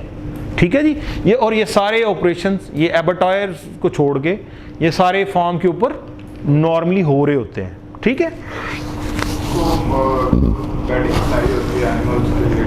यस, उसके ऊपर भी कर सकते हैं, उसके ऊपर भी स्प्रे कर सकते हैं इसको। देखें, इसके लिए फिर बहुत सारी स्ट्रैटेजीज हैं। अभी जहाँ जहाँ पे लंपी स्किन का प्रॉब्लम आ रहा है, उन एनिमल्स के ऊपर इसको स्प्रे करना चाहिए। तो पिछले दिनों एक बुक में किसी ने वीडियो शेयर की हुई थी कि वो सिंपल जो है ना डिटॉल मिक्स करके पानी में तो वो स्प्रे कर रहा था, जितने भी लेजेंड बने हुए थे। देखिए, ये तो सबसे बेसिक मेथड है ना, ये तो सबसे बेहतर, इसी से ठीक हो जाते हैं। ये सबसे, देखिए डिटोल की तो हम उससे इनकार नहीं कर रहे ना, उसकी एफिकेसी से तो हम इनकार नहीं कर सकते, एंटीसेप्टिक है, लेकिन अगेंस्ट ये मैंने शुरू में लफ्ज़ इस्तेमाल किया था टेस्टेड विरोसिडल डिसइंफेक्टेंट, ये टेस्टेड है, डिटोल टेस्टेड है, यू डोंट नो, ठीक है। इन्फेक्ट होने के बाद आप कर रहे हैं यस, इसको तो प्रोफाइल आप पहले प्रोफिलेक्टिक भी इस्तेमाल कर सकते हैं, फार्म्स के इर्द गिर्द इस्तेमाल कर सकते हैं, ठीक है, स्प्रे के लिए, एनिमल्स के ऊपर, मिस्ट क्रिएट करने के लिए, ड्रिंकिंग वाटर के अंदर, फुट डिप, व्हील डिप के अंदर, ठीक है, उसकी डिफरेंट स्ट्रेटजीज हैं, ठीक है। अच्छा, इसके यूजेजेस पे चलते हैं जी। अच्छा, ये है जी for routine cleaning and hard surface disinfection, इसकी डोज है 5 ग्राम्स पर लीटर, ठीक है। अच्छा, for feeding, watering and other farm equipments disinfection, उसके लिए आपको एक महलूल बनाना है 5 ग्राम फी लीटर के हिसाब से। अगर आप इक्विपमेंट्स, जैसे हमने पढ़ा FMD जो है उसके कैरियर्स हैं, इक्विपमेंट्स भी, ठीक है, क्लोथ्स भी, डिफरेंट चीज़ें, तो ये महलूल बना के उसमें आधे घंटे के लिए डिप करें, ठीक है। फिर फुट एंड टाई डिप के लिए 5 ग्राम फी लीटर इस्तेमाल करवाएं। आपने किस किस ने डेयरी फार्म के ऊपर व्हील डिप देखा है, ठीक है, बड़े बड़े व्हील डिप बने हैं, उनके अंदर डिसइंफेक्शन होता है। इवन वो आपको कहते हैं पाँव डिप करें या अपने जूते जो है डिप करें, फिर तब अंदर जाए, ठीक है। और पानी हफ्ते में 2 दफ़ा तब्दील करें। क्यों जी? वो जो आपने साइकिल बताया तो उसकी एक वो रीज़न है, एक फुरकान साहब से पूछनी है, 2 दफ़ा क्यों तब्दील करें जी? पानी जब मतलब हम डिप करते हैं जैसे, तो उसमें माइक्रोब और वो मतलब उसमें क्या कहते हैं, ये वायरस, बैक्टीरिया और जो हमारे माइक्रोब फिरते हैं वो इधर गंदा हो जाता है पानी। हाँ, गंदा हो जाता है पानी। पानी गंदा इसलिए हो जाता है कि देखें, हमारे जूतों के साथ या टायरों के साथ जो डेब्रिस आया वो उसमें जाएगा और वो उसकी एफिकेसी को कम करेगा। डिसइंफेक्ट, जैसे मैंने वॉशिंग मशीन की एग्जांपल दी, उसकी एफिकेसी को कम करेगा, तो you have to replace it. और अगर ये ज़्यादा है तो इसको जल्दी भी चेंज किया जा सकता है, लेकिन ये बहुत यूनिक सेलिंग पॉइंट है डॉक्टर साहब कि वहां पर शेड के ऊपर व्हील डिप हर रोज उसमें डिसइंफेक्टेंट डलता है। फार्म मैनेजर को बताएं सर जी हफ्ते में 2 दफा है। यस, ये बहुत यूनिक सेलिंग फीचर है इसका, ठीक है। For aerial misting and cold fogging 7 gram फी लीटर स्टॉक सोल्यूशन बनाकर स्प्रे करें। अच्छा, ये चीज़, इसको ना एरियल मिस्टिंग, कोल्ड फॉग, इधर डॉक्टर साहब आपको एक और चीज़ ऐड करनी चाहिए, एमरजेंसी डिजीज कंट्रोल। हमने ये देखा कि FMD का वायरस जो है वो कितनी तेज़ी से वो शेड करते हैं, एनिमल्स कितनी तेज़ी से करते हैं इसको। और हमने ये भी देखा कि 210 किलोमीटर के 270 किलोमीटर था एरोसेल, उसका वो है ट्रांसमिशन है। तो अगर हम डिजीज आ चुकी है और हम वायरस या बैक्टीरिया की शेडिंग को रिड्यूस करना चाहते हैं, तो हमें ये एनिमल्स के ऊपर स्प्रे करना या मिस्ट या एरोसोल जो है वो करना चाहिए। एमरजेंसी डिजीज कंट्रोल इसको कहते हैं डॉक्टर साहब, and it should become part of the prescription. Even हमने अभी ये मुहिम चलाई है पोल्ट्री के अंदर, हम कहते हैं कि वेट्स को इसको अपनी प्रेस्क्रिप्शन का हिस्सा बनाना चाहिए। जहां पर बीमारी आई है, लंपी स्किन डिजीज आई है, ठीक है, आप केजी वाले ये जनाब करें ना फरोख्त, ये जबरदस्त पैकिंग है इसकी, 10 केजी किया मैंने, ये भी आइडिया था कि 1 केजी तक, ठीक है, ये केजी वाले भी आ गए, ठीक है, आप लोगों को बताएं, ठीक है। एमरजेंसी डिजीज कंट्रोल, डॉक्टर साहब अगर आ गई है, FMD आ गई है, करवाएं इसको स्प्रे। यस, और इसके अलावा आपको यह भी करना है कि आप डेली बेसिस पर रूटीन के अंदर फार्म की सराउंडिंग में भी स्प्रे किए जाते हैं। आप इसको रिकमेंड करेंगे सर, आप स्प्रे करें, प्रोफिलेक्टिक, प्रिवेंटिव, ठीक है, उससे बच जाएंगे। और जो एनिमल्स सफ़र हो चुके हैं उनके ऊपर भी इसको स्प्रे किया जा सकता है, ठीक है जी। अच्छा, मैंने बात की थी for continuous treatment of drinking water for live stock 1 ग्राम पर 5 लीटर। अब डोज उल्टी होगी डॉक्टर साहब, 5 ग्राम से किधर आ गए? 1 ग्राम डालना है 5 लीटर के अंदर। मेरा ख्याल है 0.5 ग्राम 200 ml पाता है, ठीक है ना, वो चुटकी ज़्यादा भरी गई ना। 1 ग्राम भी खैर अगर हम उसको मैयर करें तो रीजनेबल अमाउंट, एक चुटकी से ज़रा ज़्यादा ही होता है 5 लीटर के अंदर, ठीक है। तो अब आप अंदाज़ा करें कि वो उसके क्या इफेक्ट्स आएंगे, ठीक है। अगर पीएच का प्रॉब्लम ज़्यादा हो तो डोज को थोड़ा ज़्यादा किया जा सकता है, ये डिपेंड करता है आपकी स्मार्टनेस के ऊपर कि आप क्या करते हैं। अच्छा, for foot and mouth disease ये इधर बता दिया, 3 ग्राम फी लीटर पानी में मिलाकर स्प्रे करें, not only for foot and mouth but also for lumpy skin disease, for all diseases. क्यों 3 ग्राम यहाँ पे डोज क्यों ज़्यादा रखी है जी? क्योंकि that is highly contagious disease, highly contagious, ठीक है। ये डोज इसलिए उसकी थोड़ी ज़्यादा रखी है। हाँ, एमरजेंसी डिजीज कंट्रोल का लफ्ज़ आप ना अपने उसमें शामिल कर लें, उसे हम कहते हैं एमरजेंसी डिजीज, EDC कहते हैं उसे, एमरजेंसी डिजीज कंट्रोल।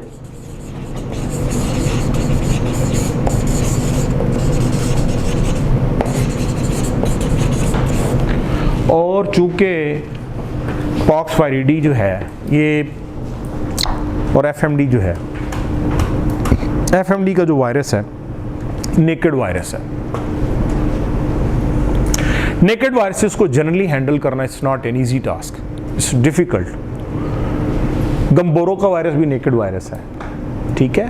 तो आप जो पोल्ट्री से कंसर्न हजरात हैं, ठीक है, जो ज़्यादा पोल्ट्री फार्म्स के ऊपर जाते हैं, तो अगर किसी एरिया के अंदर गम्बोरो आ गई है, ठीक है, तो आप उनको बताएं कि अपने फार्म के ऊपर जहाँ पे आप गम्बोरो को ट्रीट करने के लिए एंटी गम्बो या कुछ चीज़ें यूज़ कर रहे हैं, आप ड्रिंकिंग वाटर के अंदर और उसके ऊपर स्प्रे करें इसका बर्ड्स के ऊपर, ठीक है, इट विल हेल्प। आइडोक्लीन्स वो आयोडीन बेस्ड डिसइंफेक्टेंट है, अभी वो हमारा मौजू नहीं है क्योंकि इसका स्कोप बहुत वाइड है वायरक्साइड सुपर का, ठीक है जी। सर इसकी ये डोज मेरा तो इधर चेंज होनी चाहिए, जो हमने FMD के लिए लिखी हुई है जी, ठीक है, ये कम लग रही है, तो ऊपर हम 5 कर रहे हैं रूटीन मे बी ये डोज हम चेक कर लेते हैं, ठीक है। अच्छा, रूटीन क्लीनिंग एंड डिसइंफेक्शन के लिए जो 5 ग्राम डोज है जी। इसकी अगर 7 pH के एग्जांपल के तौर पर दे रहा हूँ तो कितना देंगे? इट डिपेंड्स ऑन कि भाई उस जगह पहले पानी की pH क्या है, ठीक है, तो उसको रिड्यूस करेगी। ये इसको कम से कम मैं बता देता हूँ आपको, ये लाएगी 5.5 से 6 के दरमियान।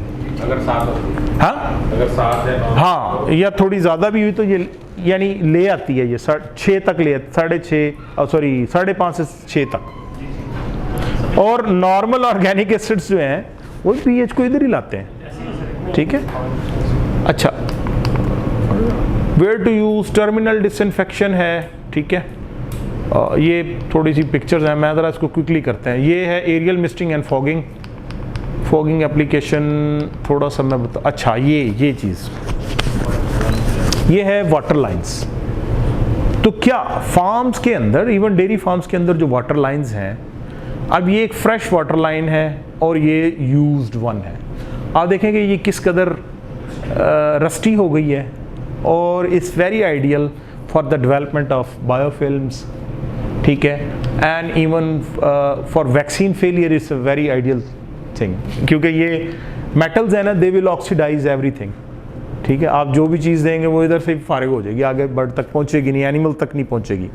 होता क्या है कि बायोफिल्म बनने का जो प्रोसीजर है वो ये है कि सबसे पहले अटैचमेंट है, ठीक है, ये स्केल और माइक्रो ऑर्गेनिज्म जो है वो यहाँ पे जमना शुरू हो जाते हैं, फिर वो यहाँ पे कॉलोनाइज होते हैं, ठीक है, स्लाइम बिल्डिंग होती है, ये देखें, और अल्टीमेटली ये ब्लॉकेज हो जाती है। ये देखें, पहला जो स्टेप है यहाँ पे ज़रा वाटर लाइन ज़रा खुली नज़र आती है, थोड़ा सा तंग हो गया और ये अल्टीमेटली ब्लॉकेज हो जाती है। और most of the time control houses के अंदर ये ब्लॉकेज जो है, इसकी वजह से ये जो निप्पल हैं, यहाँ से ड्रिंकिंग वाटर बर्ड्स को अवेलेबल नहीं होता,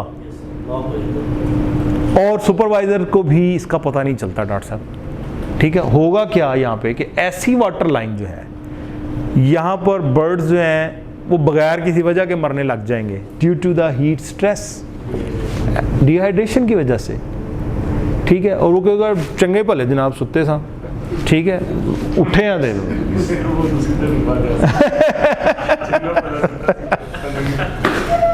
सही है, ठीक है। तो ये बायोफिल्म, अच्छा होता क्या है, बायोफिल्म को या वाटर लाइंस को नॉर्मली लोग साफ करते हैं एसिड से, तेज़ाब से साफ करते हैं।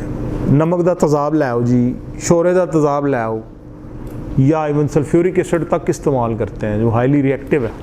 वो क्या करता है कि वो इन मेटल्स के साथ रिएक्शन करके यहाँ पे रस्टिंग काज करता है, इनकी लाइफ को कम करता है। बायोफिल्म तो चलो चंगी माड़ी जो दूर उसने करनी है वो कर ही देगा, लेकिन हमने देखा था कि वायरेक्साइड सुपर रिएक्टिव ऑक्सीजन स्पीशीज के अंदर हाइड्रोजन पेरोक्साइड जो प्रोड्यूस होती है हाईली रिएक्टिव, वो इस स्लाइम स्लूइम को उखाड़ देती है। कभी मौका मिला है इस स्लाइम को टच करने का? ये जो काई होती है, ठीक है, ठीक है, तो वो बड़ा अजीब सा होता है ना उसका, ठीक, तो ये उसको उखाड़ती रहती साथ साथ। तो वाटर लाइंस जो है वो ब्लॉक नहीं होती, और वाटर की भी अपनी डिसइंफेक्शन होती रहती है साथ साथ, ठीक है। ये व्हील डिप है, व्हील डिसइंफेक्शन है, ठीक है। ये फुट डिप है, फुट डिप्स के अंदर भी इसको इस्तेमाल करते हैं, ठीक है। ये सारी चीज़ें लिखी हैं, आपको मिल जाएंगी ना, ये जनरल प्रोसीजर्स लिखे हुए हैं, ठीक है, कि उसको कैसे यूज़ करना है ना। अच्छा, हाँ,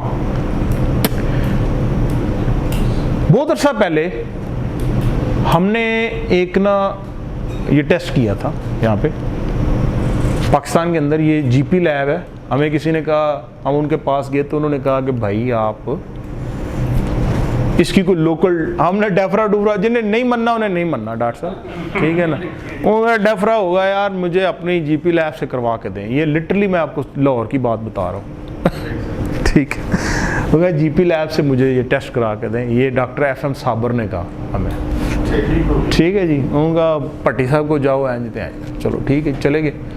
हमने उनको कहा कि सर ये हमें टेस्ट कर दें। उन्होंने 3 माइक्रोब्स लिए, साल्मोनेला, स्टेफिलोकोकस और इकोलाई, और 3 डोज रेट्स इस्तेमाल किए और 3 टाइम दिए। Contact time 10 minutes, 20 minutes, 30 minutes, 0.25% dose, 0.5% और 1%। तीनों के अंदर ये देखिए 0.25% डोज ने 10 मिनट्स में वो ये 0 ग्रोथ है, 0.5 में, मतलब ये तो बहुत कम डोज है ना, तो ये तो ज़्यादा है। यहाँ पे तो सवाल ही पैदा नहीं होता कि वो एग्जिस्ट करे। हाँ, टाइम बढ़ा दिया है, डोज वही है। फिर ये सारे के सारे मीन नो बैक्टीरियल ग्रोथ, ये उनका लिखा हुआ है, हमने लिखा। अच्छा, the provided disinfectant sample is effective against the tested bacteria at above concentrations and interaction time in vitro, ठीक है, ये चूंकि इन विट्रो हुआ था, ठीक है। अच्छा, ये बैक्टीरिया के अगेंस्ट है ना। जनरली बायोलॉजी के अंदर हम ये कंसिडर करते हैं कि अगर कोई चीज़ बैक्टीरिया को किल कर सकती है तो वो चीज़ वायरस को भी किल कर सकती है। हाउ? ये इन विट्रो हुआ है ना, इन विट्रो बाहर अगर इसने किल किया है तो वायरस को तो ये जल्दी, क्योंकि virus is only activated inside the body, once inside the body it will get activate. अगर इन्होंने लेबॉर्ट्री के अंदर इन बैक्टीरिया को, कल्चर्स को नील किया है तो अल्टीमेटली ये कोई भी वायरस की कल्चर देंगे तो उसको मारेगी मारेगी, ठीक है। ये बाकायदा ये उनके जो उधर हैं ना उनके रिमार्क्स थे ये, ठीक है। तो ये हमारी जीपी लैब की भी रिपोर्ट है, ठीक है। अच्छा, ये मैंने मुख्तसर आपको जो है डेफ्रा जी, जो डेफ्रा पे ना है तो सीधा नहीं हाँ, जो ना है, हाँ, देखिए लोग मार्केट में मानने ना मानने वाले बहुत है ना, अब क्या करें, लोगों को क्या समझाएं, क्या बताएं उनको ना, ठीक है। तो ये है जी वायरेक्साइड सुपर के ऊपर हमारा मुख्तसर सा खिताब, ठीक है। इसके वाले से कोई क्वेश्चन है, कोई बात है तो यू कैन आस्क।